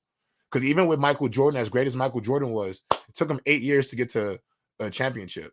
7. You know what I'm saying? We knew how great he was. We knew all of that. But for this guy to be only 28, he's 28 years old with 3 Super Bowl rings. Like it's really absurd. It's absurd. 6 years in his career, four Super Bowl appearances, 3 Super Bowl MVPs, 3 Super Bowls, 2 regular season MVPs. He lost to Tom Brady in one of them, right? In the one he did. Yeah. He lost to Tom Brady twice, actually. AFC Championship his first year starting, and then obviously the Super Bowl. So, which goes back to the logic that So Damo he's was saying. 0-2 against Tom Brady? Yes, 0-2. And Tom Brady Damo- retired before Mahomes. yeah. That's the best way to go out. That's the right way to go out. That's the right way to go out. And then Damo tells me, well, you can say the same thing about Eli Manning. No, you can't, because now we got to match brain pans. Because just because I beat you at that level in terms of championships, all right, well, Eli Manning, in terms of what he accomplished, in addition to beating Tom Brady, ain't close. MVPs, longevity, because that stuff matters too. So J-Rob, if if Patrick Mahomes, let's say this is it, never gets back to the bowl game again, right, after this season, but you get another 5-6 years of him playing at this level, how we talking about it? Because the winning is already out the window. We already got that done. Check. We got the winning done. Because don't forget, J-Rob, John Elway for 13 years was a loser. When he won them back-to-back Super Bowls, now all of a sudden we having a conversation that he a top 5 quarterback all time, right? So now we got Patrick Mahomes. These last 6 years, the winning is winning. Check. So over the next 5-6 years, if he plays at this level, how we talking about it? He don't go to another Super Bowl? That's it. You so the 3 is all I get. All I get is the 3. What you just seen, that's it. You ain't getting no more. I think it'll get hard to put him over Brady because everybody's gonna look at the longevity of it. But I will say this to counter that: if he does let's say he only does want to play 4 or 5 more years, and he win 2 more Super Bowls in this 4 or 5 years, he's number 1. Because I already think he passed your guy, Montana. I think if he don't, I don't think if he wins, he don't got to win another 5. If he goes 5 straight, don't win another one the next 5 years. The only person I couldn't put him without question over would be Brady. I still think he'll be number 2 all time. But is that just because of the chip? Wait, but is that just because of the chip? There's no way you think Brady is better than him. Like, he's not. Listen, you guys got to be let's be realistic about like if we're gonna call it the GOAT conversation, then maybe there's an argument. But the best quarterback to ever play football is Patrick Brady. The best talent, Patrick Brady, Patrick Mahomes. It's the best. It's the best quarterback I've ever seen with my eye test. So if you look at if you take the eye test and then you take what he's done on paper already, like Chilltown, let's just take the 20 years out of it. Take the fact that you take the 6 years of his career out of it. Let's just go accolades: 50 and 5,000 season, 2 5,000-yard seasons, 3-time first team All Pro, 2 MVPs, 4 trips to the Super Bowl, 2 of them won. 5 trips to the AFC Championship. The AFC Champions. 6 trips to the AFC Championship. Straight, by the way. Straight. They all go through him. So if you took all of that stuff and took a step back, and you didn't say how long a person played in the NFL, he already has a Hall of Fame career in such a condensed amount of time. So that's fair. I can only imagine the pace that he's on. You know what I'm saying? This is all before Duke put in the chat. This is all before the age of 30. So it's really absurd. And honestly, I think most people, when you say your GOAT is Brady, is because you think about the seven rings and the longevity of it. But if you take your eyes and just look at what you're seeing on that television screen, there's no way with my eye test you could tell me that Brady is better. Because honestly, I love Brady. You know what I'm saying? I think he was the GOAT for a long time, but this is ridiculous. This is ridiculous, bro. You missed an important fact, too. You missed an important fact. I'm sorry. No cheating. He's not a cheater. No cheating allegations. No deflate gates. No spy gates. No nothing. Just straight football. Straight on talent. Straight will determination. Straight aura. Straight GOAT activities. Nothing. That's why he's my GOAT. I don't give a damn if Tom Brady had 10 rings. All that cheating you was doing, buddy, it comes back to I'm sorry. Hey, Damo, you missed one other point. They tried to change the rules because of Mahomes in overtime. They tried to change the rules. Not tried to. They did. They did change the rules. He changed the game. Stop it. They tried to give more people chances. Yeah, they tried to make it harder for him, bro. They tried to make it harder, and it still don't work. Why? Because that's what real GOATs do. I'm sorry. Unfortunately, we got to move on. Sorry, man. You will get to talk more about football on the press box, which comes right after this. But I got a super chat from AH. We got to move off of football. Super chat from AH. He said, "Can we talk about Patrick Mahomes? It's not a debate. This is the best quarterback ever. He has athleticism and great vision. He's the LeBron of NFL." LeBron. LeBron. Yeah. LeBron. LeBron's GOAT. Yeah, he's really LeBron. Nah, he's LeBron. No, 3-1 versus stop. 4-6 No, against LeBron? No. Okay, we trolling. No. LeBron is crazy. Stop. All right, I need basketball comps from everybody. I need basketball comps from everybody. Nah, LeBron is right. This literally this year was like Lawrence. him winning with the 07 Cavs. That's what this Facts. year was. In terms of his offensive Yeah, and match, LeBron didn't do he's winning that. with the offense. And LeBron didn't do It's not that, the so he same, ain't though. no It's not the LeBron. same. He better than LeBron. It's not the same though. It's not the same though because Mahomes don't play defense. You know what I'm saying? It's a little different. A little bit of nuance, Mars. A little bit of nuance. He better than All right, LeBron. so Damo, you're saying LeBron. Absolutely. All right, Will, you're saying LeBron. Yeah, Brian, GOAT. J-Rob, who would be your comparison for Mahomes in the NBA all time? Victor Wembanyama if he started winning championships in year one because he's that much of a freak. But LeBron James, all jokes aside, LeBron James. Mars? There's no basketball comp. He's better than all of them. He's Messi of the NFL. Like, that's what I ain't gonna lie, that might be the better he's comp. Messi of the He might NFL. be messy, bro. Wait, He's the Messi, most- why not he's- Ronaldo? because he's the most talented player ever, Yeah, and he's already accomplished in 6 years. Like when he might be messy. The first 6 years he left out Messi. I'm just going to assume he's not very well versed in what Messi had achieved in his first 6 years of his career. So I let it slide. But that's who he is. He's Messi. He's Messi of the NFL. That's a he's great the best point. player, the most accomplished. There's nothing he can't do. Wins games single-handedly. Like he's Messi. He's the best. Yeah, I actually think Ron, the Messi comparison might be the better comp because of the pace in a team sport that he's been winning on. Like it's stupid. So I got a poll up right now. Chill time. I'm about to ask you too. I got a poll up right now. Who's Patrick Mahomes comp in any other sport? Right now, I got LeBron, I got Messi, and I got Tiger Woods. Chill Tim. Do you have somebody that you may want to compare Patrick Mahomes to? No, I want to say that I don't like the dude, but I can't look past greatness. That dude is fantastic. What can I say about him? He is. I said that I wanted a rematch. I got it, and I'm taking my gloves off. We don't have to do this again. We straight. Chill. So you're going to be tight if next year it's a 49ers and Chiefs rematch? I do not want to see them dudes again. Has there ever been a three-peat in the NFL? No, this will be the first one in history they pull it off. No. I doubt that's gonna happen. I'm gonna be honest. Nah, Mars, I'm not gonna lie. I don't doubt it. I don't doubt it. I want you to know this. To me, the last two Super Bowls, these back-to-back, this was your best chance to beat them, in my opinion. I heard all had year their that big the Chiefs weren't good this year. That's what I heard. But they had their biggest vulnerabilities last season and this year. This was the best year to get them, and people still couldn't do it. And we had them. They go out there and reassure this offensive line. They go out there and get them an all-pro level receiver. It's quiet. It's Mars is quiet. It's quiet. But I also do want to say you can't I say this about all sports, but when I watch the NFL, I think it applies even more. You can't give one player all the credit for winning. But the thing is, that's whoever guy who got his kick blocked. I don't know his name. Sorry, Moody. The Chiefs don't win if that doesn't happen. Nah, I can't give Mahomes credit for that. He's not even on the field. I agree with that, but that's the unfairness of the game of football. It's the one game where the quarterback in a win will get all the credit for it, and that's why I feel like wins only apply to really quarterbacks when you're talking on the legacy of football players. Like quarterbacks are the only one who are tied to wins and losses because, like you just said, Mars, you saw so many plays that you look back and be like, it's not just Mahomes is that they won, but when you talk about it, Mahomes is going to get all the credit. You know, that's just how that game is. I'll be honest. That's how football is, period. I can't get that's that. Unfortunate. I think he's the best ever because I've never seen any. He doesn't even he doesn't look like he runs fast, but no one seems to be able to bring him down. I don't know what's going on.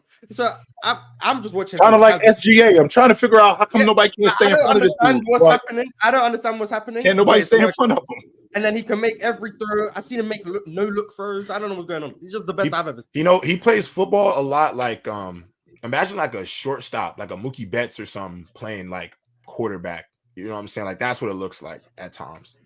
Hold on. Mahomes ain't better than Shohei. Yes, he is.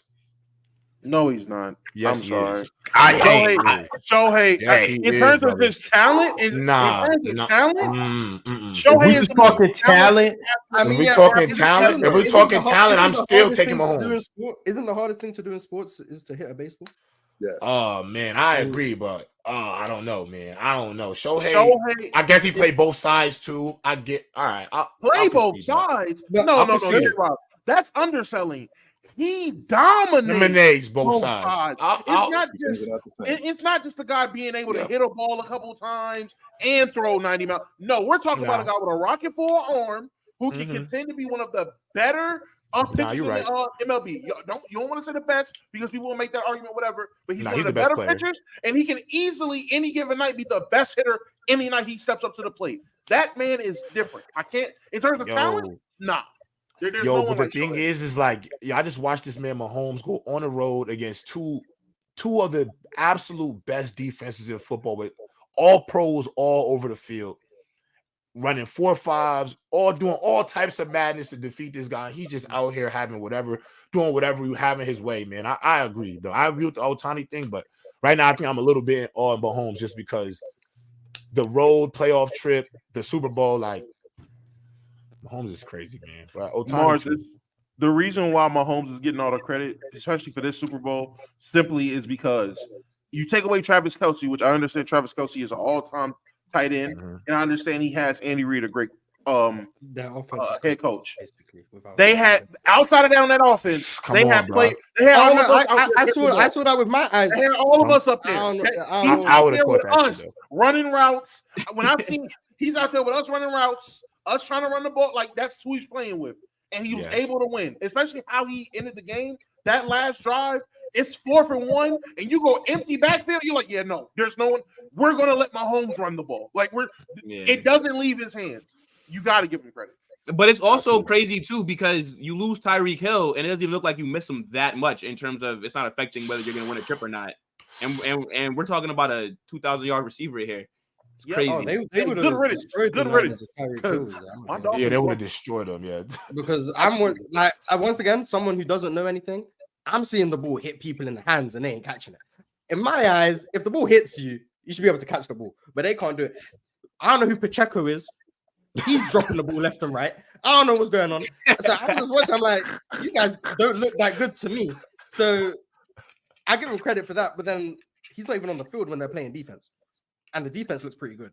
Nah, the defense is good, bro. I can't be just for some context, Mars. Just so you know about the defense, their defensive coordinator Spagnuolo. This was his 4th Super Bowl as a coordinator. Probably one of the best defensive minds in the history of the game. Yeah, see, I can't give him all the credit for that when he's not even on the field for defense, and their defense is that good. So that's where I'm at. All right, fellas, we got more super chats. Maybe still pertaining to football. Winner said, "Did y'all watch the Suns versus Warriors? Also, the way Steph walked off after he hit that 3, and good game from the 49ers yesterday." Can we start talking about some of the terrible IQ that goes on in basketball? Like, what's the terrible IQ? Why go for the steal, Bradley Beal? Come on, you don't play so much. That's some wizard shit. Sorry for the language. That's some Wizards basketball nonsense. Why go for the steal? Play it straight up. Go for the steal. You miss it. Give Curry a 3. Like, first of all, I don't like it. I don't like that, Mars. That's not smart. He's too smart for that. How many players in the NBA do you think can make that shot? Not really many. Him and a few other guys. I mean, I could probably name some guys, but not too many making that shot. Hold on, J-Rob. I don't think that shot was ridiculous. I mean, it was a wide open 3. Now the question is, hold on, Mars. The question No, chill. That's crazy. It was a wide open 3. He didn't have to shoot it, though. They were already winning. We had enough points to win. The fact that he shot that, the fact that he ended up shooting that and it went in, boom, it goes up. Because if he misses that, I mean, how are we talking about him? Kyrie. I count 8 players. In my mind. Who's the 8 you got? 8 I got outside of, well, it might be 7 because I think I counted Steph. Maybe I didn't. Trae Young, Dame. I said Trae, Dame. I said Luka Doncic. Paul George, Luka. I said Kyrie. Maybe it's 5. How the fuck did I get KD? Kevin Durant. I didn't even count KD. So KD makes 6. You think Devin Booker could hit that shot? You think this many people are making a 30? Oh, Jokic and Jamal Murray. That's the 8. There we go. Jokic and Jamal Murray. So it was 33 feet. After catching the ball with your back to the basket, 180, pull up instantly. You think there's 8 guys in the NBA who can do that? The 8 I just named, yeah. I can't. I don't think Jokic is. I'm not trying to give him a look at the basket. Not to mention, they were down 2 when he shot. Yeah, they put him up 1. Who did I name that can't? I thought it was crazy too. Okay, let me put it this way. Can make the shot if you can make the shot 1 time out of 50. Like you said, who do I think can't make it? I'm sorry. I thought we were on the same page when I asked that. Like, who do you trust to take and make that shot? Those 8 players is who I trust. There's no way you trust Kevin Durant to do that. I'm sorry. There's no way. I think KD could do that. Yeah, I think KD is the second person that comes to mind. I have a clear problem with Jokic, but like Jokic is not hitting that kind of shot. Outside of you think Curry's the only? Do you know how deep 33 feet is? Nah, bro, Jokic is not hitting that kind of shot.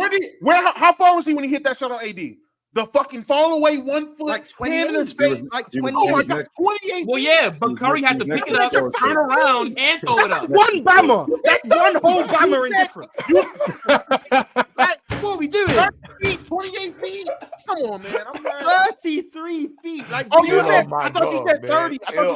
33. I thought you said 30. Okay. No, like that's. I still don't think they can hit that shot. KD can hit that, bro. I got KD hit. Yeah, I think KD can hit that too, Mars. No, I think KD can hit it, but if you can only hit it 10% of the time, like Steph Curry, Trae Young, and Dame, in my opinion, are the only people who I think can hit that shot with relative consistency in the NBA. Mm-hmm. What's relative consistency? That's a crazy shot. Not to ever play, because I think like guys like Gilbert Arenas could probably do it. But like in the NBA today, 3 guys who I think take that shot, and you don't think, oh, that's not going in. Like when Steph Curry shot that, I just thought it was going in. Mm-hmm. That's just how I felt. Mm-hmm. KD shoots that, he can make it. I don't think anyone's like, oh yeah, that's money. Personally, maybe I'm wrong. Yeah. Correct me if I'm wrong, but that's where I'm at with it. Like, that shot I'm with you. And to just say it's just a wide open 3, it's crazy. I'm sorry, Mars, that's crazy. Mars. No, it's not. It's not that it was a wide open 3, but I'm just saying the fact that Bill went for the steal gave him just enough space to get a look at the basket. Like I wouldn't want him to. That's my only issue with it. No, I think that's a bad play from Bill. Like I get he thought he could get it, but you gotta have like some level of discipline in that situation. Yeah, like that's a cop out, Mars. That's what he did. He copped out because he didn't want that's what people do subtly is they'll take a risk they don't have to take just to deny themselves the responsibility of doing the solid thing. You know what I'm saying? Sure it's crazy. So that's unfair though. That's not the case. That was a bad pass. He literally that was a terrible pass. To be Bill fair, seen him just throw the pass out there. He threw it out there intentionally. He said he threw it out there intentionally. That's what he said. Okay, but even if it was a bad pass, Ron, if you make the gamble on the play, you suffer the consequence if you don't gamble and get it right. Like J-Rob, I'm gonna equate it like this. If it's a fumble and you see it right there, you're gonna go for the ball. He literally just threw the ball out of half court. Bill's like, what? I'm about to go steal this and go get it. That's not the same. The pass was terrible. He threw it so far out there. So what? Do you just let the ball go? Let me give you a better example. I just rewatched it, Ron. I just rewatched it, bro. That's a terrible steal. That's a terrible attempt at steal. With that much time left on the clock, you stay between your man and the basket. Keep your hand up. You do not go for that steal. That's a bad gamble. Even if what's the difference? You get the steal and what?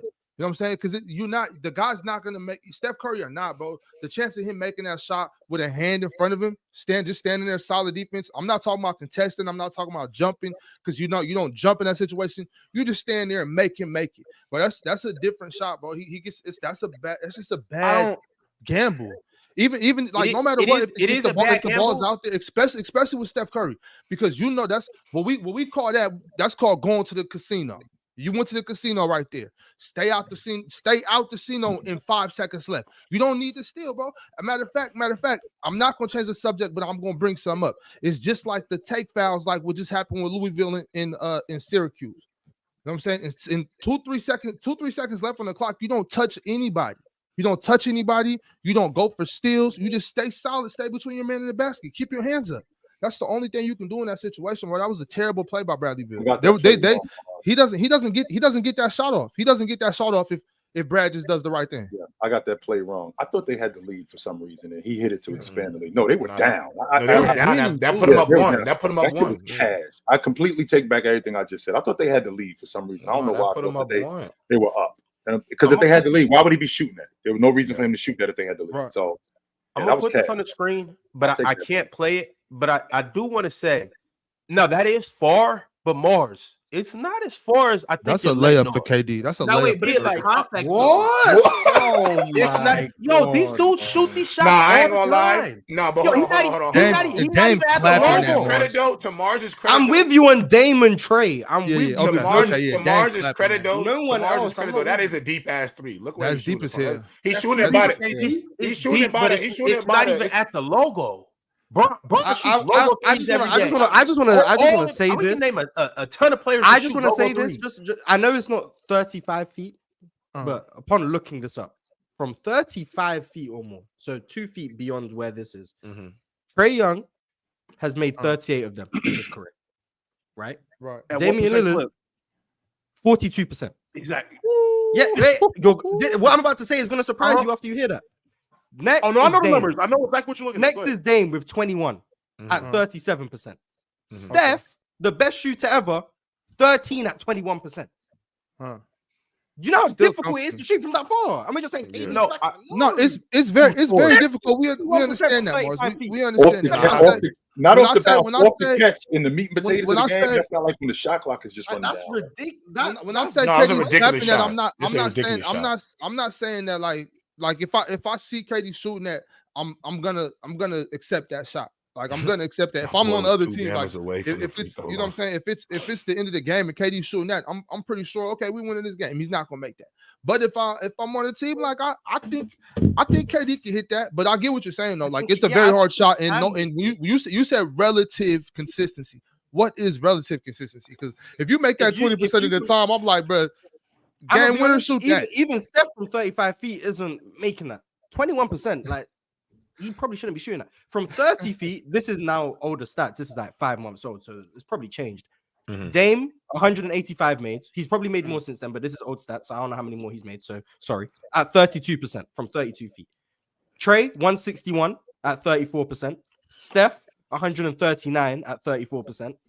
LeBron, 55 at 24%. And then at this time, it was Darius Garland with 44 at 38%. That's how many they made in their careers to that point. Saying like, KD can just make that. He's probably made like 20 in his whole career, and he's played 16 years. Like that's a crazy shot. And that's 30 feet. Like I think we're underestimating how far away 30 feet is. Like NBA, not underestimating, Mars. I think we're just hyping it. Like we're just hyping their ability to like make the game winner. I'm not underestimating how difficult it is. I'm just hyping it up. Like KD can knock like, bro on the A in capital, bro. NBA.com has stats from 25 to 29 feet, which is still a whole 4 to 8 feet closer than what this is, and that's considered deep threes. 25 to 29 feet is considered deep threes, and that's 4 to 8 feet closer than what Steph Curry just shot. And Steph Curry does lead the league in volume and efficiency from 25 to 29 feet at 42% on 9 attempts a game.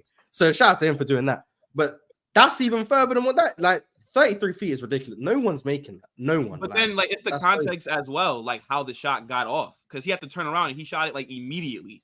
Like it's not like a catch and shoot. Exactly.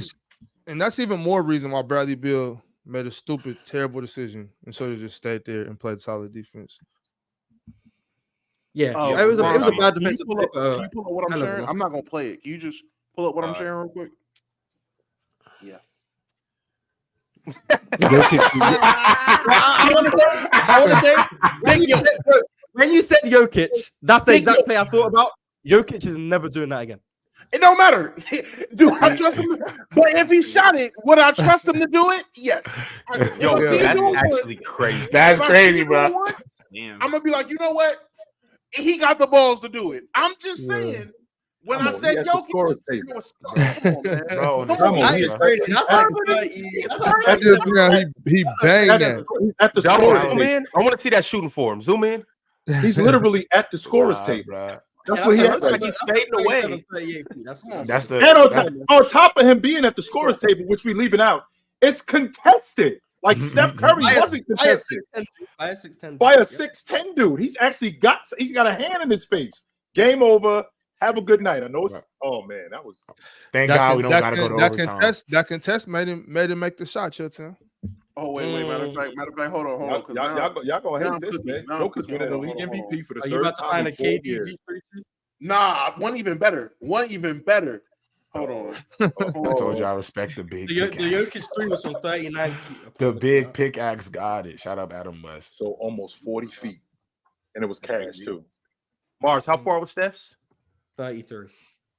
All right, I'm running a poll right now asking which three-pointer, game-winning three-pointer was crazier, Jokic from 39 feet or Steph from 33 feet. Y'all go ahead and vote. While you're doing that, go ahead and slap that like button. If you're not a member yet, go ahead and become a member or even subscribe if you haven't done that just yet. I'm not Stunner. I'm not saying no one else can hit it. I'm talking about hit it. He said no one else can hit it. And I said, who do you trust to make that shot with when I gave names, people wanted to scoff. So now we're here. Pull it back up, Ron. Put me on the big screen, Ron. Because when I said Paul George, he did say I'm a captain.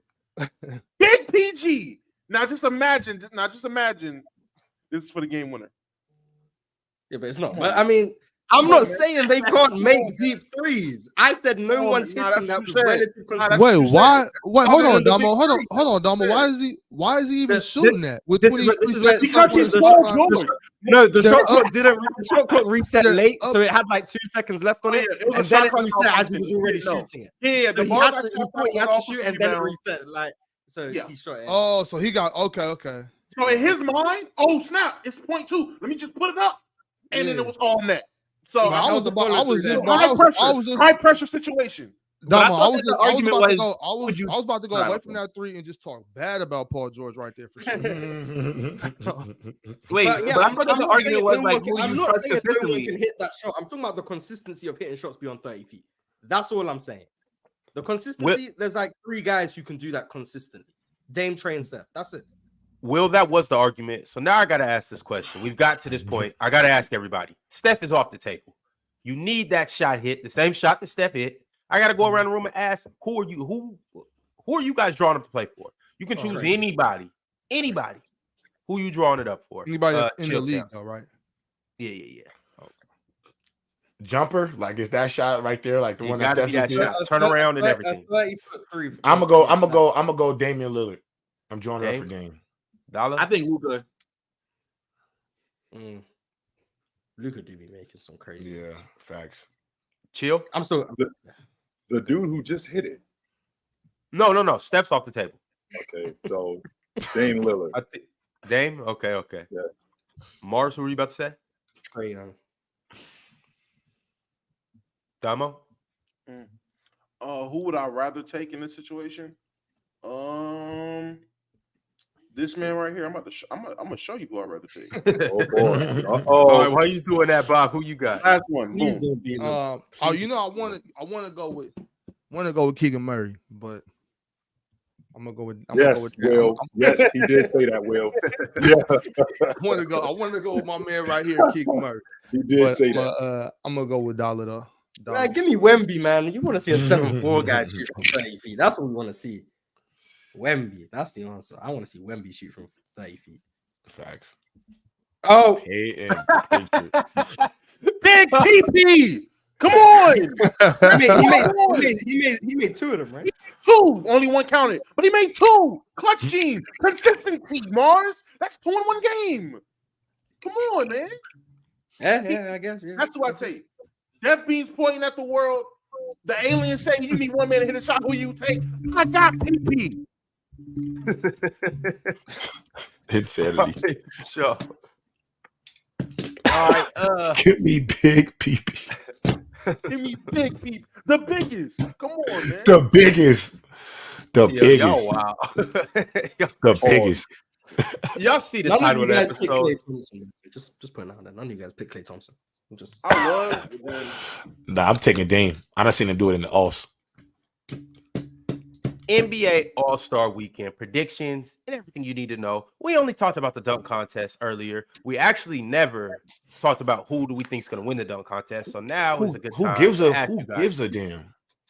I do. Respect the dunk contest, bro. Like y'all Respect- gotta be. respect Y'all the gotta. dunk Nah, I contest. don't have no respect for the dunk contest right now. I have no respect for it. Nah, I don't care. I don't care. Because you're king. I don't never want. did it. Yes, I don't want Because you're to see king. G never did it. leaguers. Yeah. I don't want to see G leaguers, and I'm tired. They turned a event that was for the stars and what made the All-Star game incredible, and they relegated the contest to G leaguers. I don't care.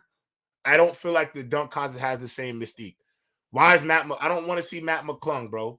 I don't want to see Obi Toppin's brother. Unfortunately, you could say I'm a hater or whatever. I don't want to see that. I'm more excited to see Sabrina Ionescu and Steph Curry go at it in the 3-point contest than whoever they have going out there for the dunk contest. I'm good on Jalen it. Brown's And you're mad at the NBA for that because the players don't want to do the dunk contest no more? Yes, It's fans because they're not like you, incentivizing J-Rob. them. It's Yeah, what? yeah. There used to not be an incentive. It's just you want to do. I just think don't they incentivize? Don't you win $1 million or something if you win a dunk contest? Is it already incentivized? I thought Like, it that's used to the be like NBA that. I don't think it's like that no more. I don't think it's Why like is that it? no more. I thought it was still incentivized. It's still. I think Maybe the it winner is. still gets the money. Like I think all those events, the winner gets an incentive for it. So I understand that. I just figure they got to get it. They need to figure it out. Look, Adam Silver could figure out how to put skims on the basketball court and come up with in-season tournaments. Find out how to make the dunk contest more popular or more interesting for some of today's stars, man. I'm sorry. I hear what you're saying, Damo. You can't be mad at Adam Silver for the players not wanting to do that. But at the end of the day, I don't want to see Matt McClung versus Jared Toppin, bro. I don't want to see that. Jacob Toppin. I'm sorry. I don't want to see that. No, not to be a hater though. There's no disrespect to them guys. No disrespect to them guys. Would you rather have a dunk contest with superstars, Ant Edwards, Ja Morant, Zion? It don't gotta be the top pinnacle players. It just gotta be names that I could put a real like face to in the league, like Zach LaVine and Eric. Why? What do you mean? Why? Did you? Okay, I get the G League thing. I get the G League. It's just not exciting. But why are you bringing G Leaguers into it, bro? Because we're here for dunks. Are you here for dunks? Or here for names? Like, what are we talking about? Ain't been exciting. That's what made the dunk contest what it is, Damo. It has no aura. The names that cared is what made the dunk contest. That's what made it popular. The mystique of it. There's no mystique to the game no more, all bro. these names aren't creative thinkers. You got Cole Anthony, That's what I was gonna say. Would you rather have the big names, Ja Morant, Zion, and Edwards, whichever other star you can think of? I can't think of another star. Do the dunk contest, and they do mediocre dunks because they're not crazy creative. They're more poster dunkers than creative between the leg. Yes, give it a go. Or would you rather have lesser known names, a la Zach LaVine, Aaron Gordon, give you the most creative dunks you've ever seen? But Aaron Gordon and Zach LaVine, when they did it, Mars, they were not. We're not about to act like they were household names. No, they weren't. No, they weren't. They were in the NBA. I'm with you. They were young lottery picks. I'm with you. But no, they were both young lottery picks. My whole thing, they don't have to be. I don't think they got to be the pinnacle because I will say this: Paul George, when he was a young player, and before he was Paul George, he was in a dunk contest, and I remember that. And I thought he did a good job. John Wall. I'm not saying it has to be the superstars at the top, but when you're taking Jacob Toppin and Matt McClung, I feel like you're selling it a little bit short. Like I think the Aaron Gordon and Zach LaVine were already in the league, lottery picks. You knew who they were, but I think the dunk contest was great for them, and obviously they've become much better NBA players in their career. But bringing back Matt McClung again, come on, I want to see that again. I don't want to see Jacob Toppin. Unfortunately, that's my opinion. Why not bring him back? No offense to them boys. No offense to them boys. No offense to them boys, bro. I thought the dunk contest is about dunks, bro. And it is about dunks. It is about dunks. But it's also doing great dunks. But it's also about guys playing in the league. It's my opinion, Damo. It's not doing it for me. Even if it is about dunks, which it is, Damo. It is about dunks. Yes, it is. It is about dunks, Damo, and it is about defending your championship. But you know what it also is about? It's about guys playing in the NBA. These are how many games Matt McClung has played in the league this season. 2. That's it. 2 games. If he The dunk contest is about the Listen, dunk man, contest. Why don't they just hire professional dunkers? again? Like okay, like Mars, they have. Hold on, J-Rob. They have actually, Mars. They have hired professional dunkers. They play in the NBA. Zach LaVine. They play in the NBA. Aaron Gordon. No, yeah, like the Jordan. What's the guy's name? Like Jordan Kilgannon and whoever. And That's not what the dunk. It's It's the NBA All-Star Weekend. That's what it is. I agree. That's why I'm with you on the. But the All-Stars don't want to do it. I'm asking Domo. Why don't they just bring in professional dunkers then? If it's just about the dunks. Because last time I checked, these G League guys are still under the NBA umbrella. These are still professional basketball players.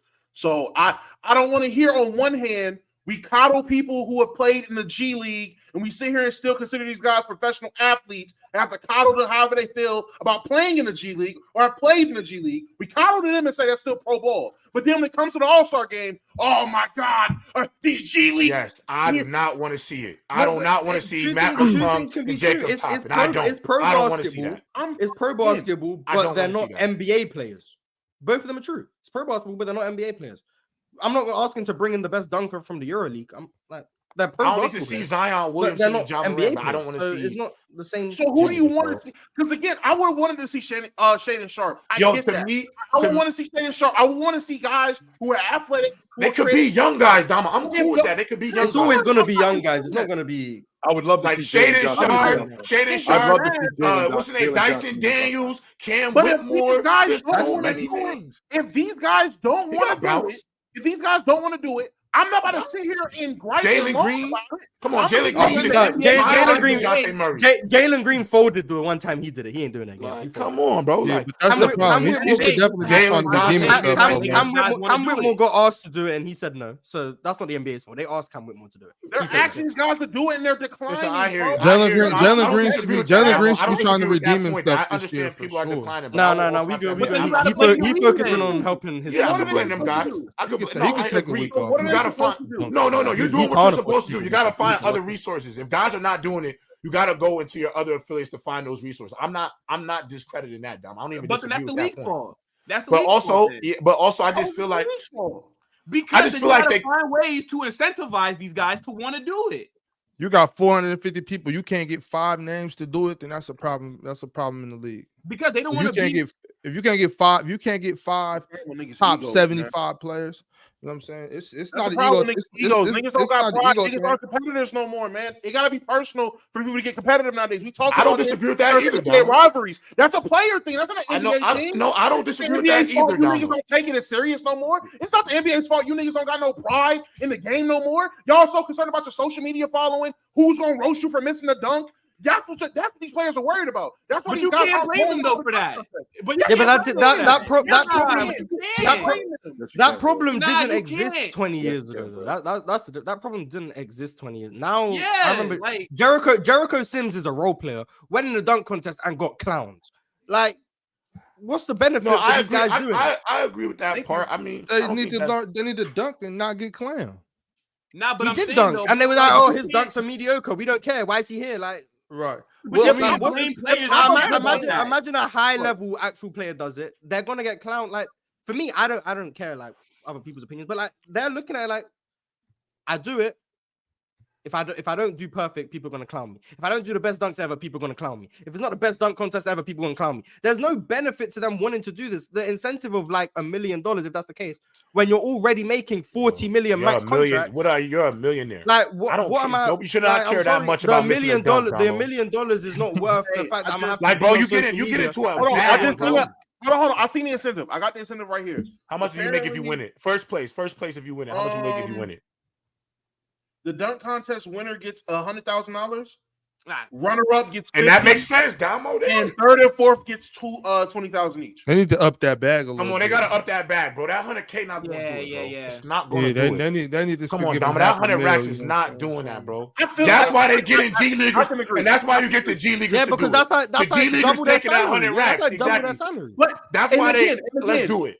I'm 100% on your side, J-Rob. I'm 150% on your side. If they start bringing the G Leaguers in, and these G Leaguers suck, these G Leaguers are not. They're doing the same thing NBA players. Mm-hmm. They're doing basic dunks. They're mediocre dunks. They're missing dunks. They're not taking it serious. But as far as I can remember, in terms of bringing G Leaguers, the first time was what, last year? And it was Mac McClung, right? Yeah. I thought Mac McClung. And Mac went he put on the show. He put on the show, J-Rob. He put on. No, he did good. No, he did good. So as long as these guys coming from the G League are actually putting on a show, hell, that revitalized the dunk contest. But can I say something about Mac McClung, though? The dunk contest was about guys doing phenomenal dunks, and we're getting away from that because of all this extra stuff. Get back to doing good dunks, and maybe that will be fine. But I don't care about names if niggas don't. I'm not about to force niggas to do some stuff they don't want to do, and I damn sure don't want good names out there. Why do I want John Moran out there if he's not about to do nothing spectacular? I don't want to see John go out there and do a basic 360. I really don't. But you don't know what he's gonna do. But that'll bring more people to watch. But you can't just say that he'll do something basic just because it's a star player. Like the star player could probably go out there and do something crazy too. John got back. Have you heard them John gonna do something ridiculous too. I'm confident. And Mac McClung was famous before the NBA. Like he's been known for bounce. Like he was actually really smart. It was smart. He was probably the smartest G leaguer to bring in for that event because everybody, even though Mac McClung is a G leaguer, we know Mac McClung from when he was dunking in high school in Virginia. Yeah. He was committing to Georgetown and stuff. So it's like, and I'm not trying to excuse that, like trying to use that as a cop out. That was smart marketing by the NBA to use him. But I just think I don't think that should become the habit, Damo. And so that's where I think we'll fall on the slippery slope of. But at the end of the day, G leaguers are going to take that 100K because that's a way they're taking 20K because they're hungry. They don't have the bread. And that's what you need. You need guys hungry. And again, I'm all for it. I am all on y'all side if we start getting G League guys coming up there and we still getting crappy dunks and a crappy product. But I feel like the NBA's main goal and what they care about is the actual dunks. At this point, they are done with names because they're sending out invites every year and people are declining. They care about the dunks. As long as they find people in the G League that's gonna give me good dunks, that's cool. Hell, I can get this nigga a job. So I am not against giving these guys an opportunity to showcase what they can do, probably bring a little marketing to a team and get them a little back. I'm not against that at all. They deserve this. People were complaining about the G League guys being allowed in the Rising Stars Challenge. Why not? It's a shot for these guys to get a job. We're against but Damo. I like that they was putting some of the G League Ignite guys and stuff on the Rising Stars, but that makes more sense to me. For that, like that is to me what it is for. Because that's called Rising Stars, and these are really Rising Stars. But Damo, like to me, it's all about like what's gonna make me want to tune in, right? So again, like Mac McClung, yes, like last year he did great, but again, like Jacob Toppin and like these other G League guys, like that doesn't really make me want to go watch the dunk contest. Like I'm not looking forward to it as much as if it was like a star player in the league, like a John Moran and like a Bron or something like that. I think like that's what people are complaining about the most, just like what makes me want to tune in. I feel the complaints, but if we go out there and Jacob Toppin does a 7 right quick, Damo, right quick. Before you leave, J-Rob, I know you're not a fan of the lineup, but who do you got winning? I'm just go Mac McClung goes back to back. Be a good story. Good story for the G League. All right, y'all. See y'all later. Thank you for the hour on press box. I mean on the panel, and make sure y'all pull up to the press box at 2 p.m. Eastern. Peace. Come through. Yes, come through. All right, my bad, Damo. Proceed. Can't hear you, Damo. Muted. Oh, damn, I did mute. That's crazy. If Jacob Toppin goes out there and does a 360 East Bay from the free throw line, I mean, goddamn, give all the G League guys incentives to play. Like at this point, because I'm here for the dunks. The dunks is what's gonna care. If he goes out there and goes crazy, Matt goes out there and goes crazy, and Jalen Brown goes out there and does 4 windmills, then what are we gonna say about star power versus actual dunkers? Because Jalen Brown is in the dunk contest. No one's talking about that. That's not. But Jalen Brown's not gonna go out there and do 4 windmills because then he knows what it's gonna be like for him if he do that. So I don't know what Jalen Brown's about to go out there and do. I can just assume based off of what I know of players of a Jalen Brown caliber in the dunk contest. I can already assume I don't think he's about to go out there and do nothing spectacular. I have low expectations for Jalen Brown. So if he surpasses that, I'm happy. But I'm feeling real Dominique Wilkins vibes. I'm feeling a classic dunk contest performance coming from Jalen Brown. I'm talking 1-hand windmill, a right-hand windmill, left-hand windmill, 2-hand windmill, 360 windmill. And he going to call it a night. Yo, Damo. What if Jacob Toppin jumped from the free throw line without running? Would he win? He's the GOAT. Hey, he don't got to do another dunk. I promise you. He pulls a Wilt long jump from the free throw line. He don't got to. I promise you, don't got to do nothing else. Oh man! I feel good to let Damo know that he ain't know that. I didn't know Damo didn't know that. Oh yeah, I did not hear that one. That was one of the Paul Bunyan stories. I did not hear it. I didn't either. That's why I'm like still losing it over that because I just can't believe that. Yeah, but I gotta hear predictions from each and every one of you guys. Who's gonna win the dunk contest? J. Rob said he's going with Mac McClung. Will, who you got? Give me Jalen Brown. Jalen Brown? Yeah. Ox? I got Jalen Brown. Damo? I'm gonna say Mac McClung. How many hotheads is in this? Oh my lord. I'm taking Hami. There's no way he's in here for no reason, right? Nah, give me Hami. Yeah, I'm taking him too. Yeah. Bro, that's a bad move. Hami not winning this damn dunk contest. He don't got enough hang time. You gotta have a little hang time. Hami might be able to jump explosively, but he can't. You insinuating something? I'm insinuating that he can't float. He just, you know what I'm saying? You know, some people that be in the air for a while, and there's some people that jump higher than those people but come down quicker. You know what I'm saying? Hami like a bag of rocks, you know what I'm saying? Just throw him up and just right back down. No hang time, zero hang time. But I mean, he gonna dunk with some power. Maybe that could be. He better rely on that. You know what I'm saying? He better come Dominique with it. Yeah, he probably ain't gonna be doing a bunch of pirouettes in the air or anything, but yeah, no pirouettes. Might be some power under there. No twinkle toes, Morris. No twinkle toes. None of this stuff. Chill. I did ballet for a couple years. I'll show y'all. Let me show y'all. We good. I say no way you did no damn ballet. Chill Town. Who are you rocking with? The defending champ. I'll take him because I think he got something cooked up his sleeve. Yeah. Back-to-back Mac. All right. Can I ask one question before we move on? What's up? Talk. Do we think Aaron Gordon getting robbed is another reason why big names aren't willing to do it? Yes, I actually that you bring that up. Absolutely. Y'all just gonna blame D-Wade? I'm not gonna just blame D-Wade because it's multiple years. The fact that he hasn't won one, I genuinely think has made some people be put off from doing the dunk contest. The year when Shaq was like, "Oh, you got to make it the first time to get a 50. If you don't make it the first time, it's not a 50," and it messed everything. People were doing phenomenal dunks because they didn't knock it down the first time. It wasn't a 50, and that skewed the judging for 1 year. There's been multiple years where judging was bad. So yes, judging is another thing. I'm gonna get judged. I'm not just saying the Zach LaVine year because Aaron Gordon's done 3 dunk contests and hasn't won one of them. He destroyed Derrick Jones Jr. and lost. So I'm like, that's where I'm at with it. I think that had some impact. But sorry. Hey Ron, real quick, I did want to say that a G Leaguer who I am going to be interested in seeing next season in the dunk contest is Bronny James. I'm going to see like how he's doing that. Damn, I put him a G Leaguer. That's crazy. That's crazy. That's crazy. Right. Hey, Bronny, we can't wait to see you when you play. That's crazy. Hey, but what if Bronny comes to the dunk contest next year and that gets Bron in the dunk contest next year? At 40? Yeah. Yeah, he might throw a lob to Bronny. That's about 10 years too late. He can still dunk.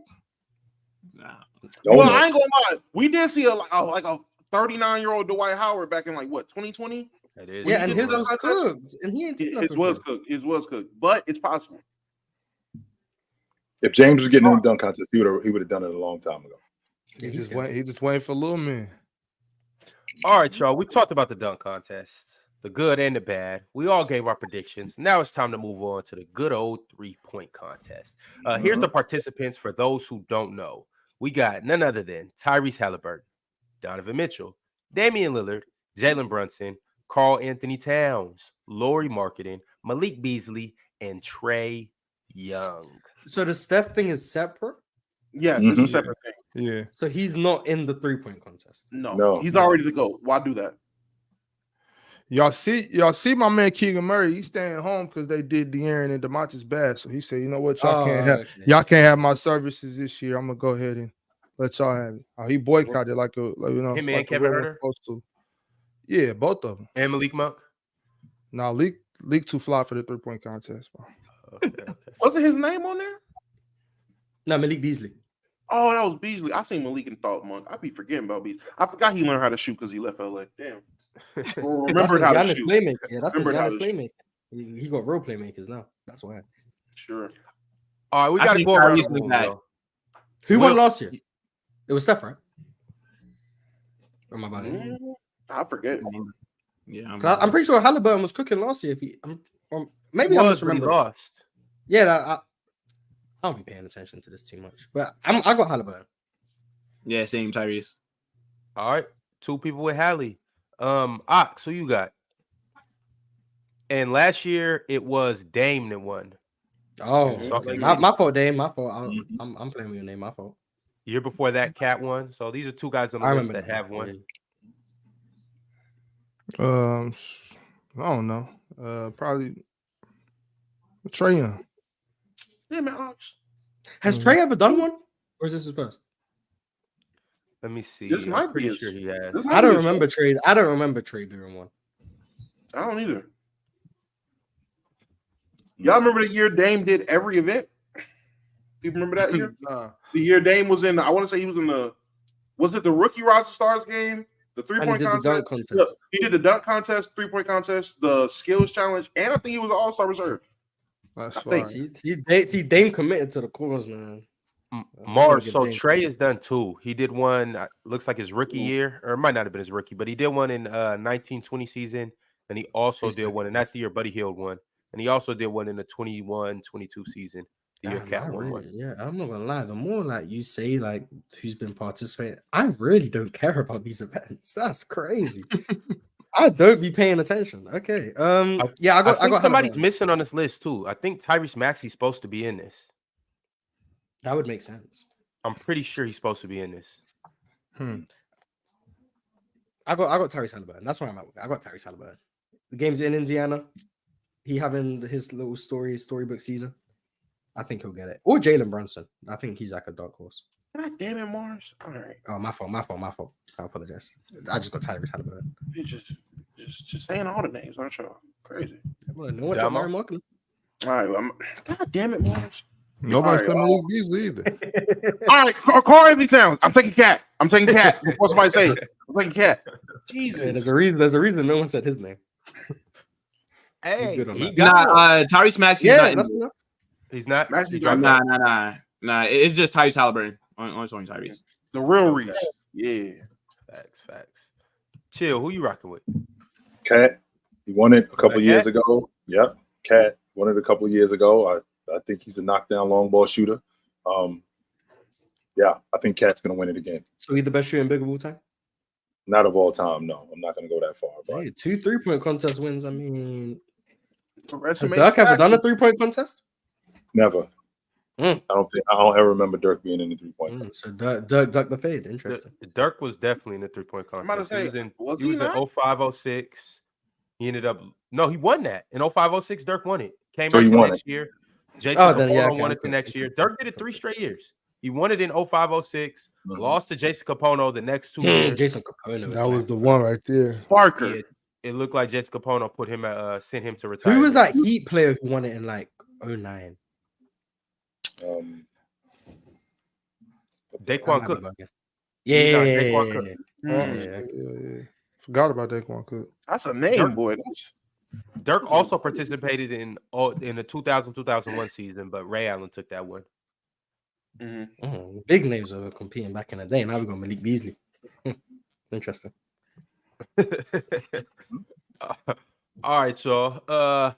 On to the next thing. Did you guys see that Jeremy Sochan will be participating in the Rising Stars game? For who? Whose spot did he take? Who was it that? He took somebody's spot. He wasn't on the original. He wasn't on the original roster. He wasn't. Somebody got injured. Shaden Sharp? Was Shaden Sharp on the roster? Yeah, Shaden Sharp. I don't know what Cam Whitmore got to do, man. I don't know what Amen Thompson got to do. I don't get it. I don't get how Scoot Henderson could be in the game 3 years in a row and Cam Whitmore can't make it once. All right, that's cool. Like Cam should just have the. Cam Whitmore is hard. Scoot Henderson's been there for 3 years. This is his 3rd time doing the Rising Stars game. How long are you gonna be a Rising Star for? Another year. This is the last year. Next year. Wait, who? No, because next year, next year and it's year 2. He's gonna have the NBA record. Oh, that's right. Next year he's gonna be a sophomore. He's a rookie this year. That's right. Yeah, he's gonna play in 4. So he played last year when he was in the G League. And he played the year before when he was in the G League. He's played twice. So twice in the G League. Once this year, and he's gonna play again next year. He better be the all-time leading rising star. Yeah, he's going to be the all-time leading rising star system. We're going to have a conversation. Crazy. All right, y'all. Before we get to the Rising Stars, it's another event on Saturday, the Skills Challenge. Is anybody top picks? Oh my god! Okay. Excited about this, and I want to know whose team you're taking. So you got the team Pacers, Tyrese Halliburton, Benedict Mathurin, and Miles Turner versus team top picks, Paolo Banchero, Anthony Edwards, and Victor Wembanyama. And then you got team All-Stars, Tyrese Maxey, Trae Young, and Scotty Barnes. This does look kind of interesting. Mm-hmm. How you guys? The team top picks has 2 All-Stars on it anyway. I'm taking That's kind of All-Star. I'm taking team All-Star. Yeah. Tyrese and Trae. Yeah, with the skills challenge. Like, come on, like that's not a fair team right there. We here for Wemby doing the little pull up threes and everything. That's what we here for. I'm here. Yeah, team All-Stars finna wash them. Team top picks. Yeah. Based off of what history has shown me when it comes to the skills challenge, whoever you think is going to do right always messes up. So that the skills challenge, team top picks is my pick. The skills challenge, I don't like the fact that they added teams to it. I dug how individualized it was, and that's what made it better. Like Russell Westbrook going up against Chris Paul, Steph was in it, Dame was in it. I'd like for them to get back to that, where we would make it just a competition between the 5 of us, as opposed to last year when Giannis had his brothers in it. Why is Giannis's brothers in the skills challenge? What are we doing here? No. They wanted to see why is Giannis in the skills challenge?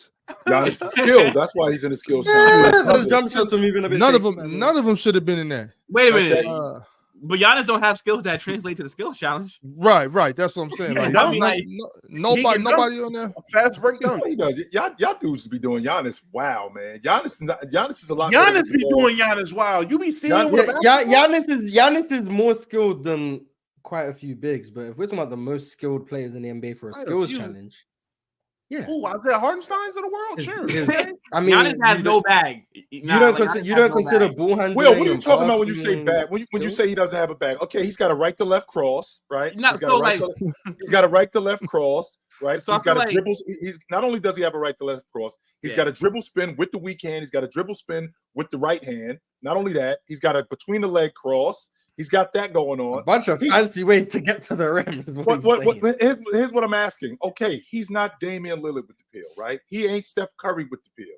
But he's better. And again, I want to make sure that I reiterate that I said that Giannis was a better offensive player than Joker. And I walked that back I definitely walked that back because I watched those two and I was like, wait a minute, you're so wrong on that. So that's just not true. However, the idea that he's not skilled and he has no bag, that's just not true because he just doesn't get downhill by just putting Damo. He's not just getting downhill. Come on, putting like his head Giannis down, is a Euro step dunk kind of guy. That's his bag is Euro step dunk. Spin move. He got. Are we gonna act like Euro steps don't take skill? Are we gonna act like Euro steps don't take skill? No, that's not what we're saying. Like, no. I'm not saying that it don't take skill, but that's the only move. But not skills challenge type skills. He has. I agree with that. I agree with that because skills challenge, you have to be able to shoot. I'm gonna be honest, you have to shoot. He can't shoot. Chilltown, I think it's disingenuous to bring up the top of the top echelons of bags. Saying, Giannis might not have a Dame bag, he might not have a Kyrie bag, but no. He doesn't have an Andre Blash bag. Like, let's bring it. That's a bag. No, he does not. That's a bag. Andre Blash has a bag. That's different. Andre Blash had a But again, and you know what's crazy? And so does Giannis. Andre Black is low-key dribbling like a wing. Andre Black? He was low-key dribbling. Are we saying that Andre Black was a better ball handler than Giannis? Yes, chill. That's what we're saying. That's what they're saying. That. Watching Giannis in transition. What I'm saying is Andre Black's ball handling was more comparable to wings. Giannis is like. Chilltown, don't make me pull up. This is Andre bag. So if Giannis doesn't have that big of a bag, so number one in transition, why doesn't he get ripped? He got a nick bag. He got a nickel bag. Why doesn't he turn the ball over? That's not what we're saying, Chilltown. Like what are we saying? What am I missing? Look, I'm saying Andre Black can handle the ball. What I'm saying is Giannis can get the ball up the court. Giannis can Euro step. Giannis has moves. He has a high skill set. But when it comes to bags, like he don't got one. And Andre Black, Is that what a bag is? I got a high skill like set? Giannis is by far a better player than Andre Black. But Andre Black because of what? But Andre Black. But Andre, no, because the finals what I'm saying is Giannis and how did he get that, better player? A bunch of injuries in the NBA. Oh man, y'all are nasty. But no, because look, disgusting, Ron. This is disgusting. No, it's not crazy. I feel like you guys are sleeping on Andre Black's handle. I don't think this is a crazy take. I really feel like at this point, Damo, you the one. Damo is the one.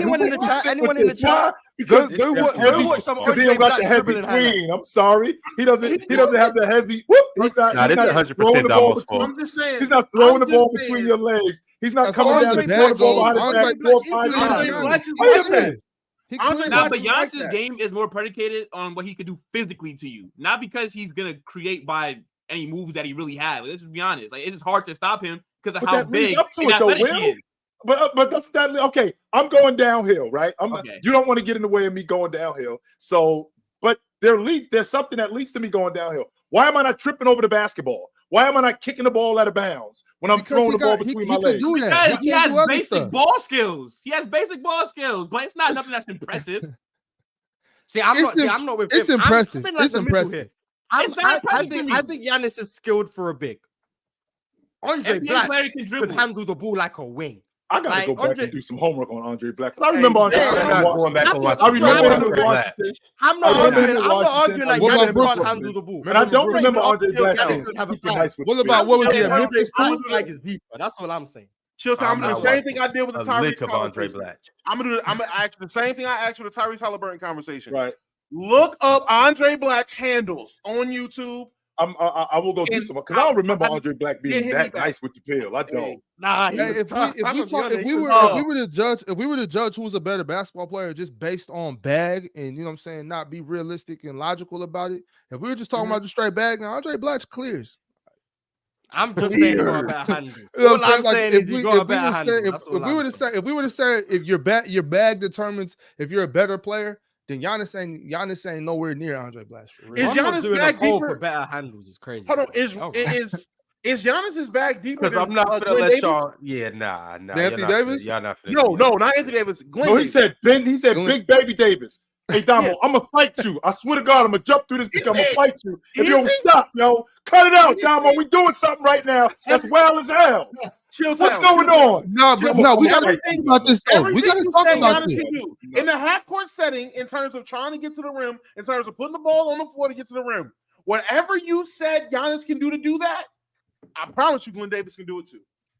Then why isn't he doing it? He did do it. He's not as physical as Giannis though.